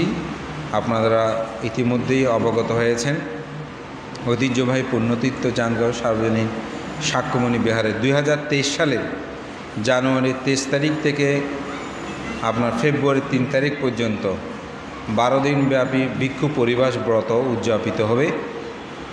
আমরা গত 29 তারিখ আমাদের মহান ভিক্ষু সংঘ এবং সুধীবর্গের উপস্থিতিতে আমরা একটা কমিটি গঠন করেছি। তার পূর্ণাঙ্গ কমিটিটির মধ্যে প্রকাশিত হবে। আমি সকল উপাসক উপাসিকা দায়ী দায়িকা আপনাদেরকে আহ্বান করব, আপনারা সবাই এই পুণ্যকর্মে অংশগ্রহণ করবেন, এবং এরপরেই মহোৎসবের বরণ অনুষ্ঠানটা হবে। এটা আমার নিজের কথা নিজে আসলে বলাটা সমীচীন, তবে আমাকে মূলত আমাদের কমিটি যারা সবাই মহোৎসবের বরণটাই করার জন্য বলেছিল, কিন্তু আমি বললাম যে সেটার চেয়ে আমি বেশি খুশি হব যদি আপনারা সঙ্ঘকে পূজা করেন, অর্থাৎ ভিক্ষু পরিবাস ব্রত কর্ম সম্পাদন করেন। তো বিশেষ করে চট্টগ্রাম মহানগরীতে বলবো জায়গা পাওয়াটা খুব কঠিন। আমাদের কিছুটা সৌভাগ্য এখনও আছে যে আমাদের যেটা গোনা হিসেবে পরিচিত, আমাদের বড়ুয়াপাড়া একেবারে শেষ প্রান্তে, সেখানে একটা জায়গা কিন্তু আছে। ওখানে মোটামুটি একটা ভিক্ষু পরিবেশ অর্থাৎ ওয়াইক করার মতন জায়গা আমরা জরিপে মোটামুটি পেয়েছি।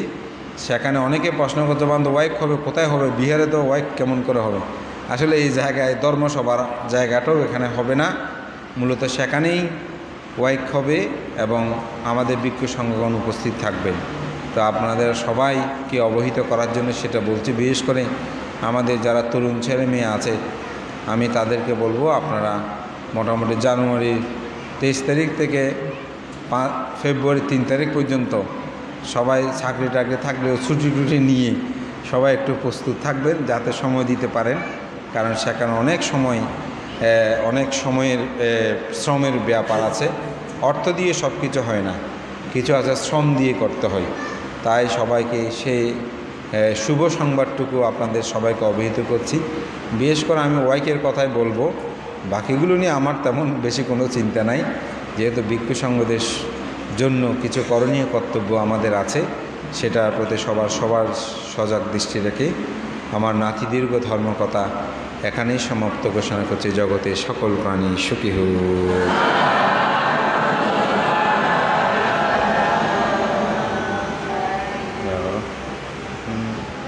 ধর্ম দেশনা আসলে আমাদের যেহেতু 6টায় শিলা প্রদান হয়, এখন সংক্ষিপ্তভাবে ধর্ম দেশনা করার জন্য আহ্বান জানাচ্ছে অর্থ বিহারের সুযোগ্য উপাধ্যক্ষ ভদন্ত জয়রত্ন ভিক্ষু এখন ধর্ম দেশনা করবেন সংক্ষিপ্তভাবে। এরপরে আমাদের পূজা তোলা হবে, তারপর শিলা প্রদানের মাধ্যমে আমাদের অনুষ্ঠানের সমাপ্তি হবে। 10 মিনিট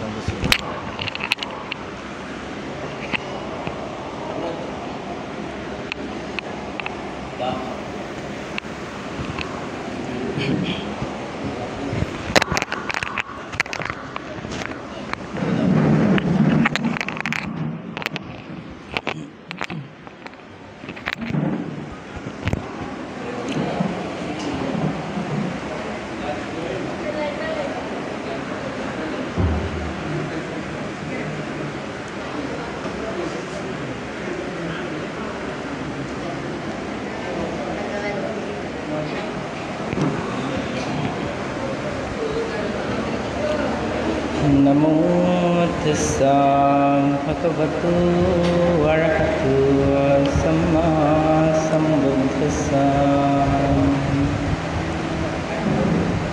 धम्मो रमो धम्मो रतो धम्मं अनुविचिन्तयामि धम्मं अनुसरं भिक्खु सद्धम्माना परिहयाति एतिना सस्सवाचिना होतु ते जयमङ्गलान्ति।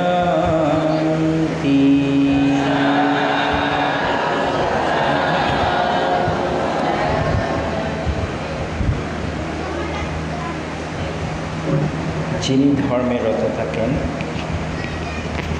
সতত ধর্ম চিন্তা করেন এবং ধর্ম অনুসরণ করেন, তিনি ভিক্ষু হোক বা গৃহী হোক, তিনি কখনো ধর্ম থেকে চ্যুত হন না। শ্রদ্ধাবান প্রিয় উপাসক উপাসিকা তথা দায়ক দায়িকাবৃন্দ, আজকে ঐতিহ্যবাহী পুণ্যতীর্থ চাঁদগাঁও সর্বজনীন সাক্ষ্যমণি বিহারে বর্ষবাসী অষ্টমী তিথিকে উপলক্ষ করে আজকের এই মহতি বিকালবেলা যে ধর্মদেশনা পর্ব, শ্রদ্ধেয় ভান্তে এতক্ষণ যাবৎ ধর্ম নিয়ে ওনার সারগর্ভ আলোচনা করেছেন। তো যেহেতু আসলে শ্রদ্ধেয় ভান্তে ধর্ম নিয়ে আলোচনা করেছেন, তো ধর্ম মানুষের গুণধর্মটা তিনি বিশদভাবে বর্ণনা করেছেন। তো আমিও তার বাইরে যাব না, যেহেতু একটা বিষয় উনি সেই বিষয় সম্পর্কে ধারণা দিয়েছেন, আমিও সেই বিষয়ে সামঞ্জস্য রেখে আমার সংক্ষিপ্ত ধর্মদেশনা আমি পরিসমাপ্তি টানব। তার আগে যেটা বলতে চাই, আমাদের জীবনে যে গুণধর্মগুলোর কথা ভান্তে বর্ণনা করেছেন, এগুলো আসলে একটা মানুষের জীবনের সুখে থাকার মূল প্রতিপাদ্য বিষয়। কেন সেগুলো প্রতিপাদ্য বিষয়? আমরা আমাদের জীবনে মনে করেন যা কিছু আমাদের জীবনে ঘটে বা আমরা যে কোনো কর্ম, সেটা যে কোনো কর্ম হতে পারে। যেমন ধরেন আমরা আমাদের জীবনে কিছু কার্য সম্পাদিত হয়, তো যে কোনো কার্য সম্পাদিত হওয়ার পেছনে কিন্তু একটা নির্দিষ্ট কারণ থাকে। মানে কোনো একটা কার্য সম্পাদিত হচ্ছে, তার পেছনে কিন্তু একটা নির্দিষ্ট কারণ থাকে। তো বৌদ্ধ ধর্ম দর্শনে এই কারণটা খুঁজতে গিয়ে বুদ্ধ পতিত্ব সমুৎপাত নীতি বিশ্লেষণ করেছেন। এই যে অভাবনীয় আবিষ্কার পতিত্বাদ সমুৎপাত নীতি, কার্যকারণ নীতি যেটাকে বলছে, এটা তিনি আবিষ্কার করেছেন। মানে কোনো একটা কার্যের পিছনে যে কারণ আছে, এই কারণটা খুঁজতে গিয়ে এই কার্যকারণ নীতিগুলি তিনি বুদ্ধকে আবিষ্কার করেছেন। এবং এই আবিষ্কারের পেছনে যেই প্রশ্নটা, যেই বিশদ বিবরণটা আমাদের মাঝে তিনি ছুড়ে দিয়েছেন, সেটা হচ্ছে মানুষের জীবনে যেই বিষয়গুলোর জন্য আমরা দুঃখ পাই, সেই বিষয়গুলো তিনি ওখানে দেখিয়ে দিয়েছেন। তো একটা মানুষের জীবনে যে আমরা রোদন করি, আমরা দুঃখ পাচ্ছি, আমরা কষ্ট পাচ্ছি, আমরা রোদন করছি, আমরা কান্না করছি, এই কান্নার পেছনে, এই রোদন করার পেছনে যেমন একটা কারণ থাকে, তেমনি আপনি যে সুখ পাচ্ছেন, আপনি রমিত হচ্ছেন, আপনি কোনো একটা কারণে আপনার আপনার মনটা আপনি রমিত করছেন, এইগুলোর পেছনে একটা কিন্তু কারণ আছে। তো এই কারণটা খোঁজার মূল মন্ত্র আমাদেরকে বুদ্ধ বলেছেন। তো এই বুদ্ধ বলেছেন এই যে এই কারণগুলো এই কার্যগুলো যে ঘটছে এর পেছনের কারণগুলো হচ্ছে কি, যদি আমরা রোদন করে থাকি বা আমরা দুঃখ পেয়ে থাকি তার পেছনে একটা কারণ, সেটা হচ্ছে অকুশল কর্ম। আর যদি আমরা সুখ পেয়ে থাকি বা কিছু কারণে আমরা সুখ অনুভব করে থাকি তার পেছনে একটা কারণ হচ্ছে কুশল কর্ম। তো এই বুদ্ধ কুশল কর্ম আর অকুশল কর্মের কথা বলতে গিয়ে এই বিষয়গুলো আমাদেরকে বিশ্লেষণ করেছেন। তো ভান্তে যে এতক্ষণ পর্যন্ত মানুষের গুণধর্ম কথা বলেছেন, শ্রদ্ধার কথা বলেছেন, শীলের কথা বলেছেন, দানের কথা বলেছেন, প্রজ্ঞার কথা বলেছেন, এই কুশল কর্মগুলো কিন্তু এখানেই নিহিত। মানে এই কুশল কর্মগুলো কিন্তু এগুলোকেই নিহিত মানে পরিধার্য করে অন্তর্ভুক্ত করা হয়েছে আর কি। তো আমরা সেগুলো আসলে দেখতে পাই, যদি বিশদভাবে একটু আলোচনা করা হয় সেগুলো আমরা দেখতে পাই। বুদ্ধ ধর্ম দর্শনে কুশল কর্ম ও কুশল কর্মের প্রতি বিশেষভাবে নজর দিয়েছেন বুদ্ধ, কারণ এগুলো মানুষের জীবনে ওতপ্রোতভাবে জড়িত, ছায়ার নিয়েই জড়িত। আমরা যেমন হাঁটলে আমাদের পিছে পিছে ছায়াও আসে। বুদ্ধ বলছেন এই কুশল কর্ম এবং অকুশল কর্ম ঠিক অনুরূপভাবে ছায়ার নেই আমাদের থাকে। তো এই ছায়া নিয়ে যেহেতু আমাদের থাকে, এগুলোর পেছনে এই কুশল কর্ম অকুশলের কর্মের পেছনে কিন্তু কিছু জিনিস কাজ করছে, যেগুলো ভান্তে কিছুক্ষণ আগে বলেছেন, যে দানও কথা বলেছেন, শীল কথা বলেছেন, প্রজ্ঞার কথা বলেছেন। এগুলোই হচ্ছে মূল বিষয় কুশল কর্মের মূল বিষয় হচ্ছে এগুলোই, যে আপনাকে দান দিতে হবে, শীল পালন করতে হবে, প্রজ্ঞাবান হতে হবে এবং শ্রদ্ধাশীল হতে হবে, মানে শ্রদ্ধাপরায়ণ হতে হবে। শ্রদ্ধার কথা, দানের কথা, ভাবনার কথা, এগুলো আমরা প্রতিনিয়ত শুনি। আসলে এগুলো অসংখ্যবার বর্ণনা করা হয়েছে, অসংখ্যবার আমরা শুনি। আমার মনে হয় যে আমাদের প্রতি অমাবস্যা তিথিতে ভান্তে বিশদভাবে এগুলো আলোচনা করে, আপনারাও বিশদভাবে এগুলো শুনে থাকেন। কিন্তু এই যে শোনার মধ্যেই আমরা কি থেমে যাচ্ছি, এটাই হচ্ছে মূল বিষয়। মানে শোনার মধ্যেই যে আমরা, এটা প্রতিটা ক্ষেত্রে ঘটছে, শুধু আপনাদের ক্ষেত্রে নয়, আমাদের ভিক্ষু সংঘের ক্ষেত্রেও ঘটছে। আমাদের ভিক্ষু সংঘ আমরাও আসলে খুব বেশি যে ধর্মের রস আস্বাদন করতে পারছি তাও কিন্তু না। আপনারা যেমন শুনছেন আমরাও শুনছি। আমাদের এই শোনার মধ্যে যে সীমাবদ্ধতা, এটা যতক্ষণ পর্যন্ত আমরা ছেদন করতে পারবো না, মানে এটা ছেদন করে আমরা যতক্ষণ পর্যন্ত ভেতরে ঢুকতে পারবো না, ততক্ষণ পর্যন্ত আসলে আমাদের সার্থকতাগুলো আসলে খুব বেশি হবে না, খুব বেশি হয়ও না, আসলে খুব বেশি সার্থকতা হয় না। তাই আমাদের জীবনের যে বিষয়টা আমরা উপলব্ধি করতে হবে সেটা হচ্ছে, আমরা বুদ্ধ ধর্ম দর্শন কিন্তু সোনেতা ধারেতা চারিতা ধাম্মা। বুদ্ধ বলছেন সোনেতা ধারেতা চারিতা ধাম্মা, শুনতে হবে, ধারণ করতে হবে, সর্বশেষ আচরণ করতে হবে। বুদ্ধ কিন্তু বলতে পারতেন শুধু শোনার মধ্যে কিন্তু ধর্ম বলতে পারতেন, কিন্তু বুদ্ধ সেটা বলেননি। বুদ্ধ বলছেন সোনেতা ধারেতা চারিতা ধাম্মা, এই ত্রিপ্রকারের ধর্ম হয় থাকে। শুধু এক প্রকার হলে হবে না, এক প্রকারের মধ্যে সীমাবদ্ধ। আমরা বেশিরভাগ মানুষ কিন্তু আমরা এক প্রকারের মধ্যেই সীমাবদ্ধ থাকি, এই আমরা শোনার মধ্যেই সীমাবদ্ধ হয়ে আছি, এর ভেতরে যেতে পারছি না, এর বাইরে চিন্তা করতেও পারছি না। এর প্রধান কারণ বুদ্ধ বলছেন যে অজ্ঞতা, মূর্খতা। অজ্ঞতা আমাদের জীবনের অজ্ঞতা আমাদের জীবনের সাথে থাকে বলে আমরা আসলে এইটার বিষয়ে এর চেয়ে বেশি ভাবতে পারছি না, এর বাইরে ভাবারও আমাদের মনের জগতে চেতনাটা উৎপন্ন হচ্ছে না। তো এটার পেছনে মূল বিষয় হচ্ছে অজ্ঞতা। তো এই অজ্ঞতাকে বুদ্ধ প্রথমে ছেদন করতে বলেছেন, যে অজ্ঞতাটাকে আমাদের প্রথমে ছেদন করতে। তো অজ্ঞতাটাকে ছেদন করতে কি লাগবে?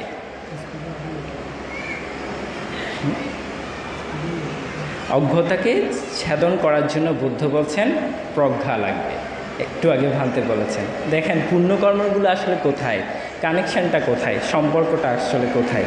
এই যে বুদ্ধ বলছেন অজ্ঞতা যখন আমাদের মনে, যেহেতু আমরা অজ্ঞতার মধ্যে থাকি, এই অজ্ঞতাকে ছেদন করতে হলে আমাদের অবশ্যই প্রজ্ঞা দরকার হবে। তো এখন প্রজ্ঞা জিনিসটা কি? প্রজ্ঞা জিনিসটা এগুলো বিশদভাবে অনেকবার আলোচনা করা হয়েছে, অনেকবার দেশনায় বলা হয়েছে। তো প্রজ্ঞতা মানে বিশেষভাবে জানা, একদম সাধারণভাবে বললে বিশেষভাবে জানা, পুঙ্খানুপুঙ্খানুভাবে জানা। জ্ঞান প্রজ্ঞার মধ্যে একটাই তফাৎ, জ্ঞান মানে সাধারণভাবে জানা। আমি যা দেখছি, আমি দেখার মধ্যে যেটা জানছি সেটাকে আমরা বলতে পারি। যেমন ধরেন আমি একটা মানুষকে দেখি, মানুষকে দেখার পর তার মধ্যে হয়তো একটা কি মানে একটা তার মধ্যে যে একটা ডিপ্রেশন থাকে বা যে অনুশোচনা অনুতাপ তার মধ্যে থাকে, সেটা মুখের মধ্যে হয়তো অনেক সময় ফুটে ওঠে, এটাকে এক প্রকার জানা বলায়। কিন্তু তার ভেতরে কি ঘটছে এটা যখন আপনি পুঙ্খানুপুঙ্খানুভাবে জানতে পারবেন তখন বলছে এটা প্রজ্ঞা।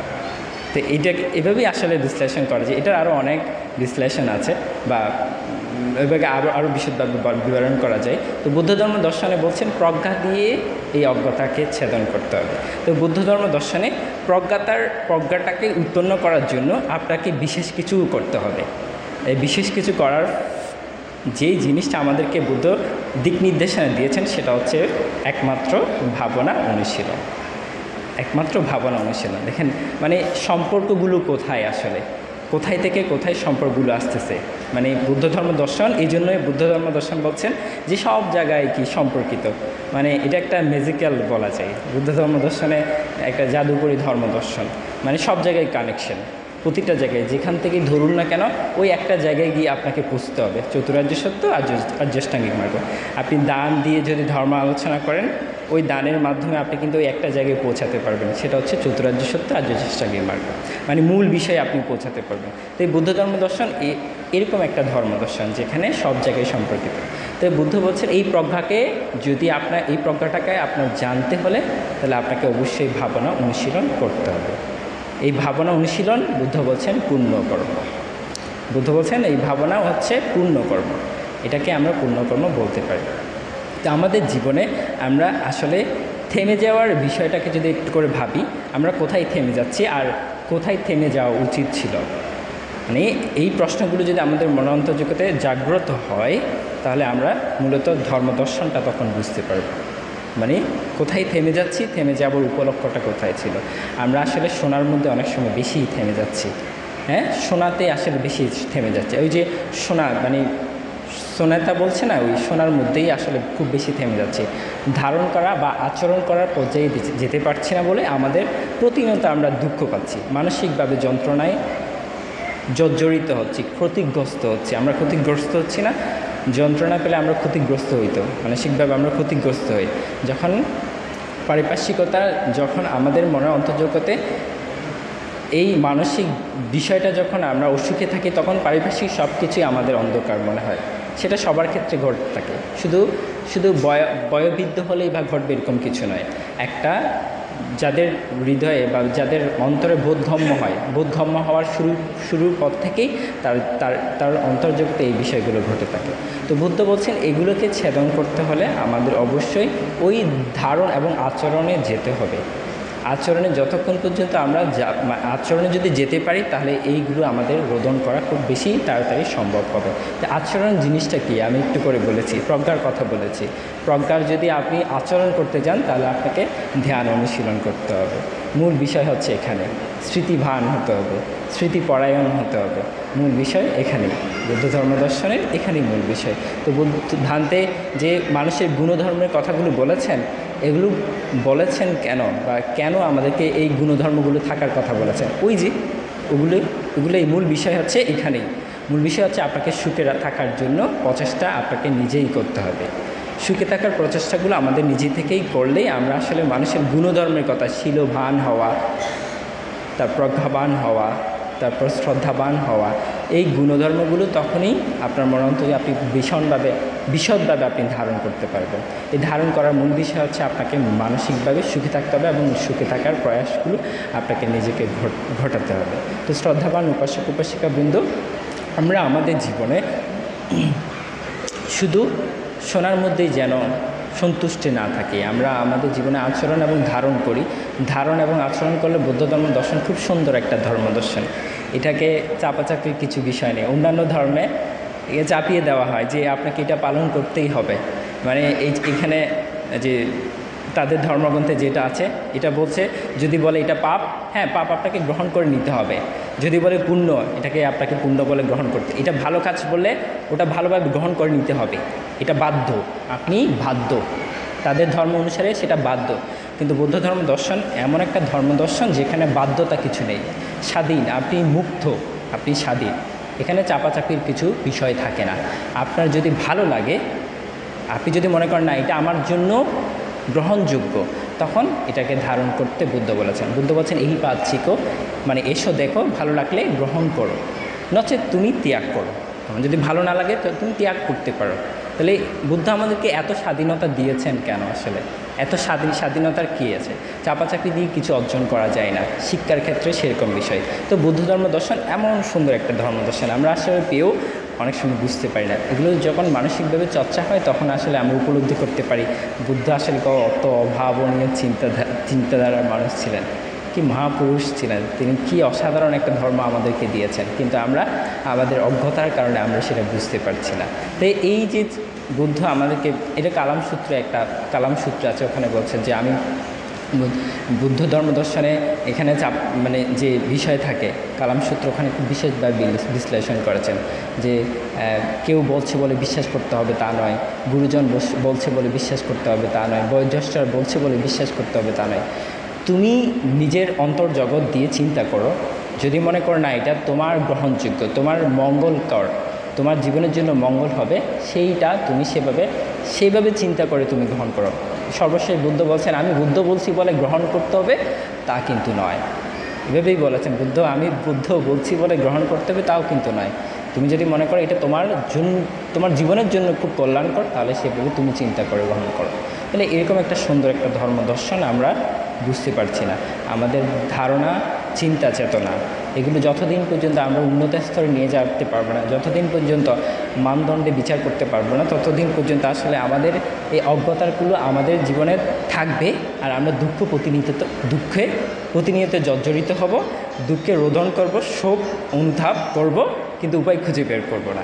এটাই এমন হয়ে দাঁড়িয়েছে, উপায় আমরা খুঁজে বের করব না। তো বুদ্ধ ধর্ম দর্শনের যে উপায়ের কথা বলেছেন, চতুরার্য সত্যের কথা বলেছেন, আর্যাষ্টাঙ্গিক মার্গের কথা বলেছেন, এগুলোর চর্চা আমরা করতে পারি। বুদ্ধ ধর্ম দর্শনের যেই বিষয়টা আমি বারবার বলে থাকি সেটা হচ্ছে যে আমরা এত হাহুতাশ করি সুখের জন্য, এই যে এত হাহুতাশ করি সুখের জন্য, এই মানে যেই সুখগুলো আমরা প্রত্যাশা করি আর কি মানুষ হিসেবে, এই সুখগুলো পাওয়ার জন্য খুব বেশি আসলে মানে ধর্মদর্শনের গভীরতা আপনাকে জানতে হবে তা নয়। মানে এই সূক্ষ্ম বিষয় সম্পর্কে যদি আপনি ধারণা রাখেন, তাহলে আপনার মনে অন্তর্জগতে আপনি এই সাময়িক সুখগুলো আপনি এমনিতেই পেয়ে যাবেন, এমনিতেই পেতে পারেন। যদি মনে করেন না আমার এসবের দরকার নেই, আমার সর্বসুখের দরকার নেই, আমার ব্রহ্মলোকের সুখের দরকার নেই, আমার নির্বাণ দরকার, তাহলে আপনাকে এই পুণ্যকর্মগুলো সম্পাদন করতে হবে না। নির্বাণ যদি আপনি প্রত্যাশা করেন, পুণ্যকর্মগুলো সম্পাদন করার দরকার নেই। আপনি ধ্যান অনুশীলন করে ধ্যান জগতে যেতে পারেন, ভাবনাময় জীবন অতিবাহিত করে আপনার জীবন অতিবাহিত করে নির্বাণ সুখের রস আপনি আস্বাদন করতে পারেন। তো সবার পক্ষে তো আসলে নির্বাণ যাওয়া সম্ভব নয়, সবার পক্ষে এই স্বাদ আস্বাদন করা সম্ভব নয়। তো বুদ্ধ সেজন্য বলেছেন পুণ্যকর্ম আমাদের জীবনে বারংবার সম্পাদন করা দরকার। তো এই পুণ্যকর্মের সম্পাদন করতে বলেছেন। এই পুণ্যকর্মগুলো হচ্ছে যেগুলা গুণধর্মগুলা, শীল, শ্রদ্ধা, প্রজ্ঞা, দান, এগুলো হচ্ছে এই পুণ্যকর্মের গুণধর্মের কথা বলি, এই পুণ্যকর্মের কথা বলি, এই পুণ্যকর্মগুলি হচ্ছে গুণধর্ম।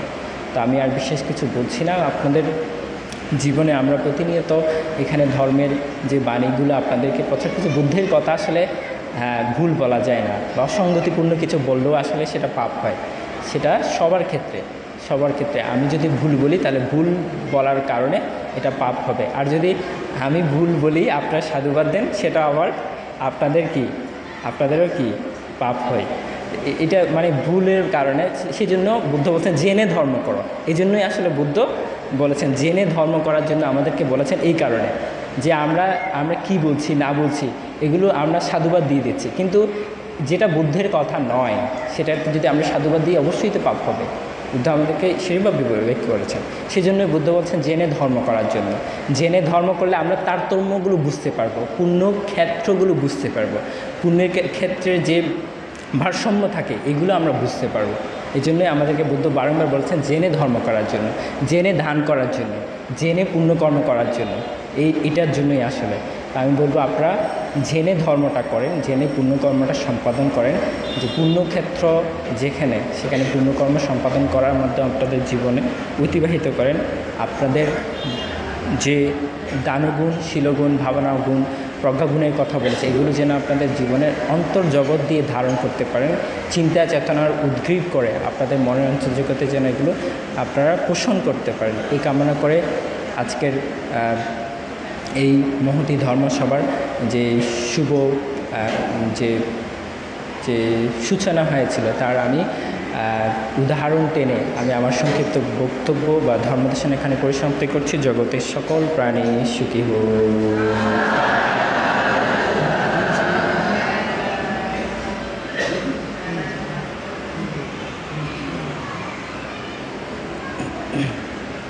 আমরা একটু সবাই দাঁড়াবো, আমাদের বুদ্ধ পূজা আছে, এগুলো আমরা উৎসর্গ করব।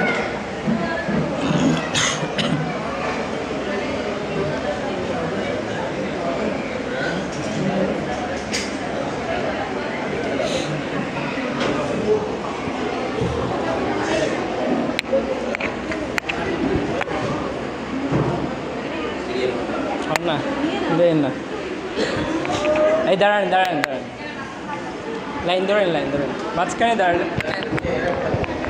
একটা মাঝখানে একটা লাইন করলে হবে, শুধু মাঝখানে একটা লাইন।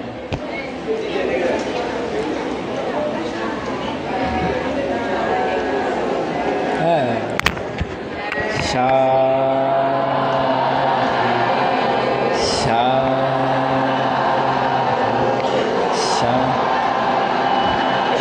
বর্ণ গন্ধ ধুনাযুক্তা কুসুম প্রধানে পূজিতেছি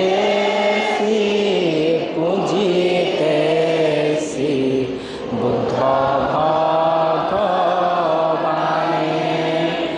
এই পুষ্প এইখানে সুন্দর ভরণ, মনোরম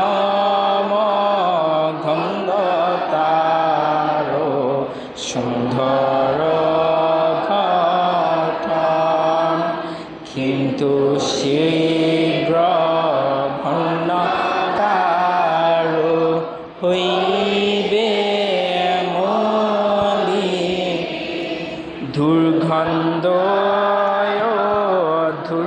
দুর্গন্ধিত অনিদ্ধ দিলেন। এই রূপ ঝরা জর সকলি অনিত্য,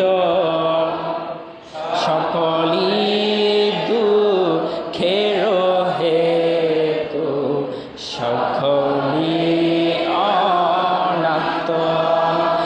এই বন্ধনা এই পূজা এই জ্ঞান প্রভায় সর্বতৃষ্ণা সর্বদুঃখ ক্ষয় যেন, সর্বতৃষ্ণা সর্ব ক্ষয় যেন পায়, সর্বতৃষ্ণা সর্ব ক্ষয় যেন পায়।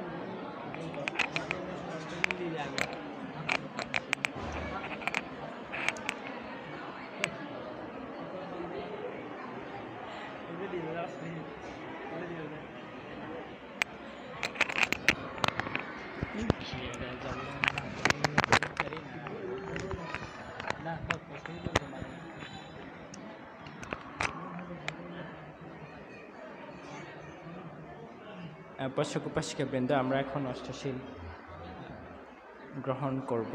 এখন অষ্টশীল প্রার্থনা করার জন্য আহ্বান করছি। শ্রীমতী রেখা বড়ুয়াকে।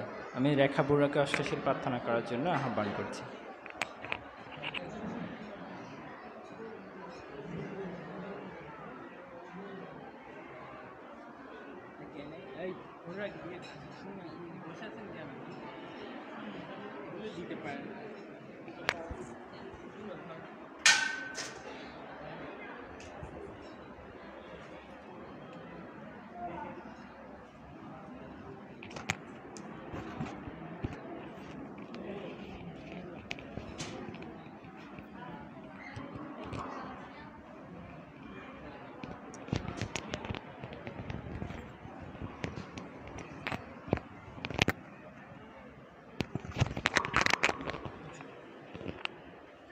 नमो तस्सा भगवतो अरहतो सम्मा सम्बुद्धस्सा नमो तस्सा भगवतो अरहतो सम्मा सम्बुद्धस्सा नमो तस्सा भगवतो अरहतो सम्मा सम्बुद्धस्सा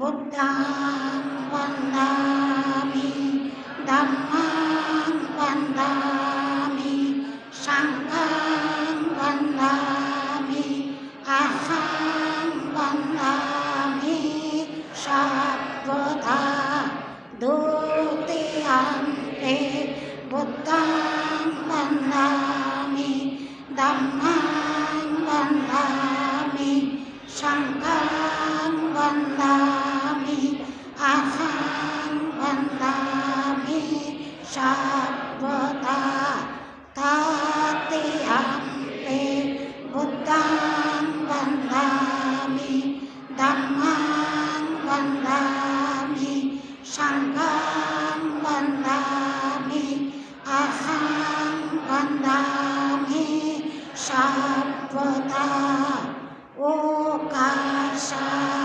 वन्दामि भन्ते संघं दरतयेन कथं चत्वम् अपराधं कमातु मे भन्ते संघो द्वितीयम्पि वन्दामि भन्ते संघं दरतयेन कथं चत्वम् अपराधं कमातु मे भन्ते संघो तृतीयम्पि वन्दामि भन्ते संघं दरतयेन कथं चत्वम् अपराधं कमातु मे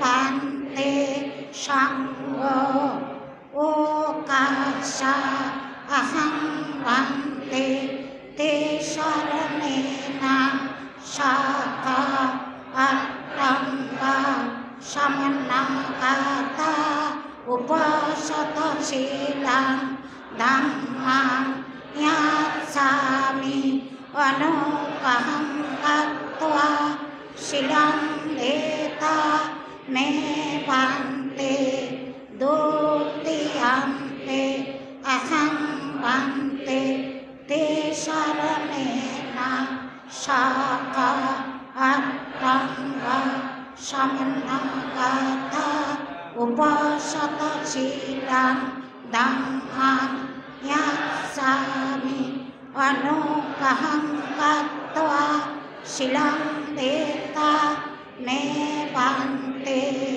तृतीयम्पि अहं भन्ते ते शरणेन शाखा अट्टङ्गा समन्नागता उपासतशीलं धम्मं यास्सामि अनुपहं गत्वा शीलं देता मे भन्ते।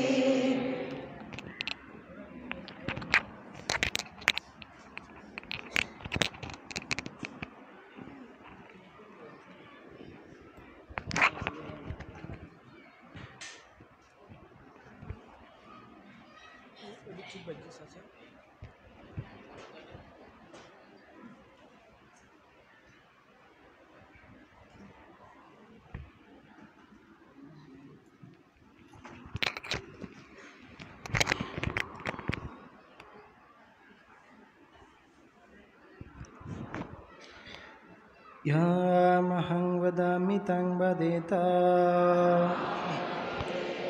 नमो तस्स भगवतो वरहतो सम्मा सम्बुद्धस्स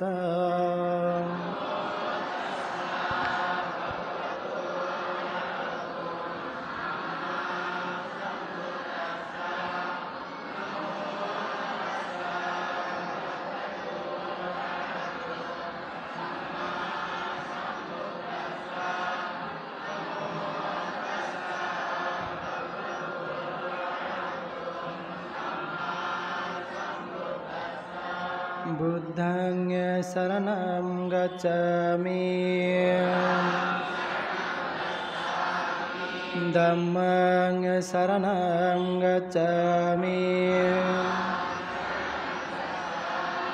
संघं शरणं गच्छामि द्वितीयम्पि बुद्धं शरणं गच्छामि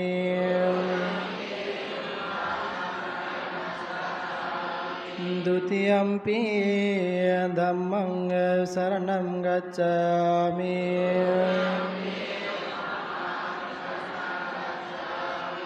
द्वितीयम्पि संघं शरणं गच्छामि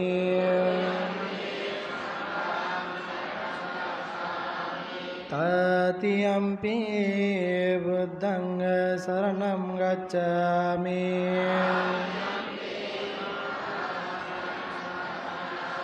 तृतीयम्पि धम्मं शरणं गच्छामि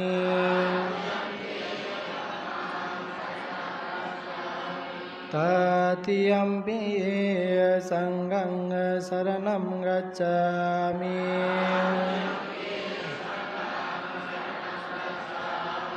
ते शरणागमनं सम्पन्नं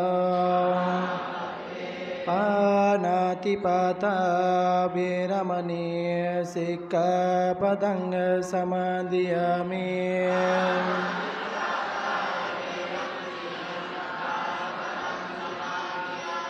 आदिन्नदाना Veeramani सिक्खापदं समादयामि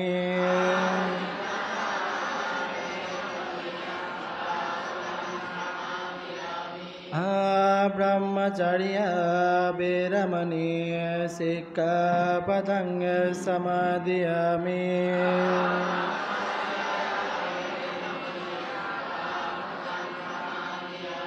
मुसावादा Veeramani सिक्खापदं समादयामि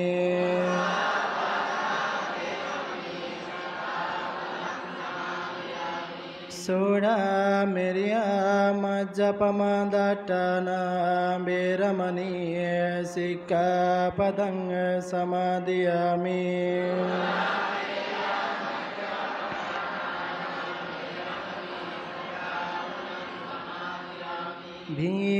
भीकलाभुजना Veeramani सिक्खापदं समादयामि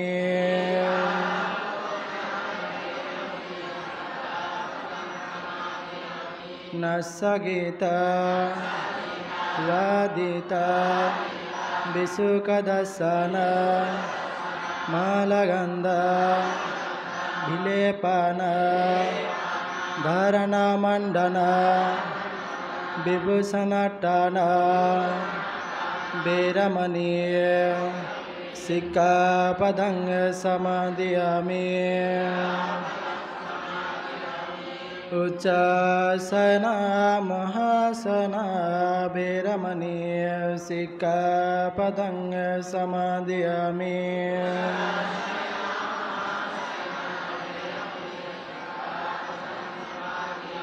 Sadhu sadhu sadhu imang tisarna sahayatanga Sampannagata upasata silang dhammang sadhukang surakitang gatva Yapamadena silang sampadeta Namo tassa bhagavato arahato samma sambuddhassa Namo tassa bhagavato arahato samma sambuddhassa Namo tassa bhagavato arahato samma sambuddhassa Yang edon nimitang avamangalanca yosamanapo sakuna sasardu Papagaho dussabinaya kantang buddhanubhavena vinasamentu Yang edon nimitang avamangalanca yosamanapo sakuna sasardu Papagaho dussabinaya kantang dhammanubhavena vinasamentu Yang edon nimitang avamangalanca yosamanapo sakuna sasardu Papagaho dussabinaya kantang sanghanubhavena vinasamentu Etena satcavacena sotute hutu sampada Etena satcavacena sabbadukkha yantaraya upadava vinasatu Etena satcavacena hutu te jayamangalam Savitiyo vivajanto asugaruga vinasato Mate babato vantarayo sukhi dirgayo baba Bhavatu sabba mangalang rakanto sabba devata Sabba buddhanubhavena sada sutte bhavantu te Bhavatu sabba mangalang rakanto sabba devata Sabba dhammanubhavena sada sutte bhavantu te Bhavatu sabba mangalang rakanto sabba devata Sabba sanghanubhavena Sadha sutte bhavantu te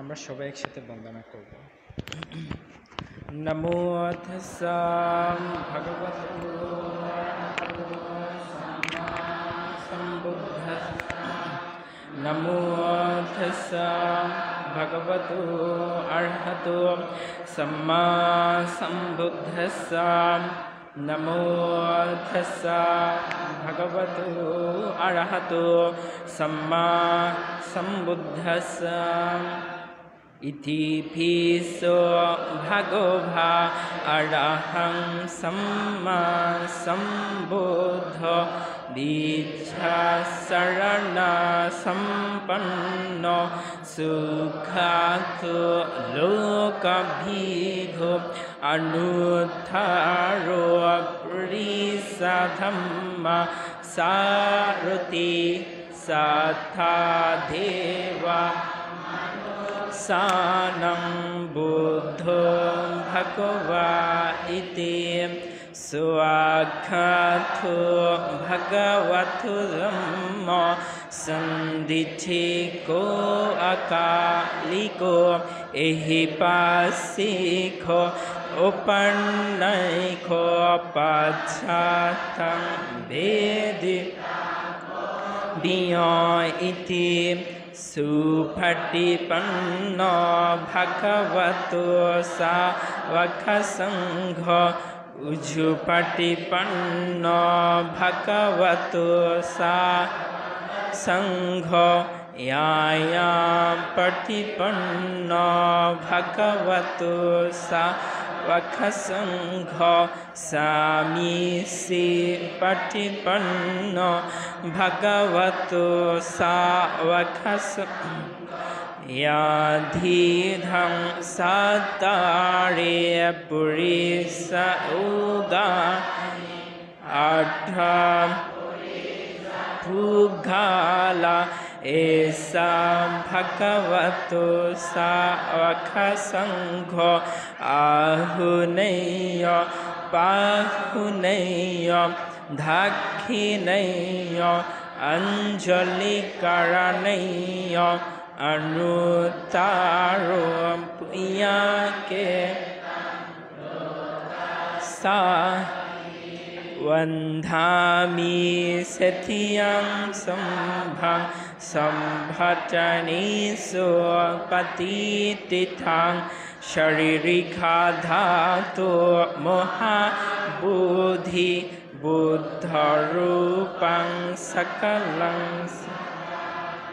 यस्मूले निसिन्नो साभारि भिजयां अखं पत्तु सम्भायुतं सत्था वन्धितं पादुपां इमे हेथे महाबोधि लुकोनातेना कतवियथा अहं पीठे नमसामि बुद्धिराजानं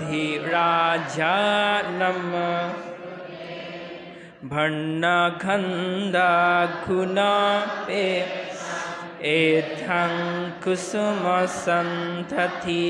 पूजयामि मुनिन्दस श्रीपादो सरोरुहे पूजयामि बुद्धं कुसुमेन तेन पुयेन मे तेन हो उपं मिलायाति खायो तथायाति विनाशम् घनासरफं धीतेन धीपेन तमोधंसिना तिलोकदीपं सम्बोध पूजयामि तमो गन्धसंहार उतेन धूपेन हंसुगन्धिना पूजनी अन्थं पूजपाजनम् इमायाधं पठिपातिया बुद्धं पूजयामि धम्मं पूजयामि संघं पूजयामि अद्धा हिमाया धम्मनुधम्मा पटिपतिया जाति जोरा व्याधि मरधम्म परिमुसे समीति साधु साधु कैन भाच्छित्तेन पामधेन मया कथम् आच्छायां कममे भन्ते भूरिपया तथा कैन भाच्छित्तेन पामधेन मया कथम् आच्छायां कममे धम्मो sandhichiko hiko kaena pachachitena pamadhena maya khatang achayang khamami sangho suphathipanno anuttaro। এবার সবাই পূর্ণদান করবেন।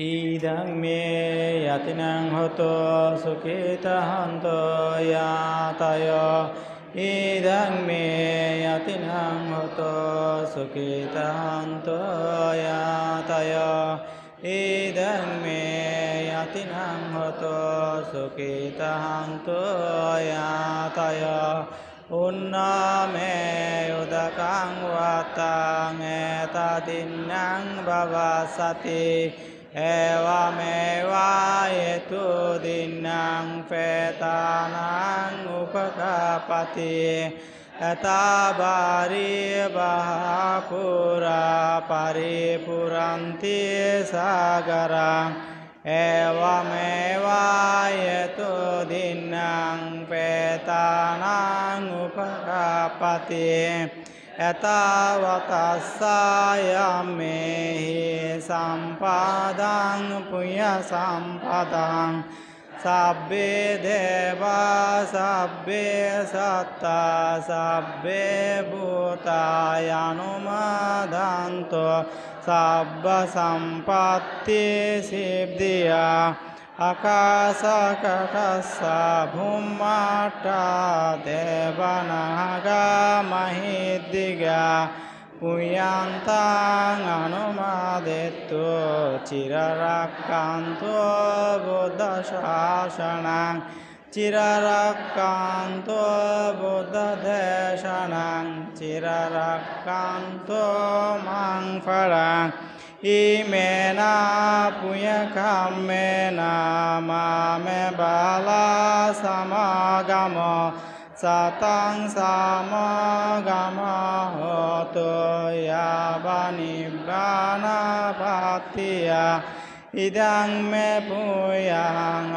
asavakaya bahang hoto idang me puyang nibbanassa passayo hoto im sabbe satta sukita honto sabba dukkha pamassato bhavato cittantoti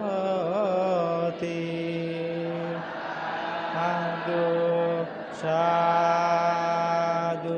sadhu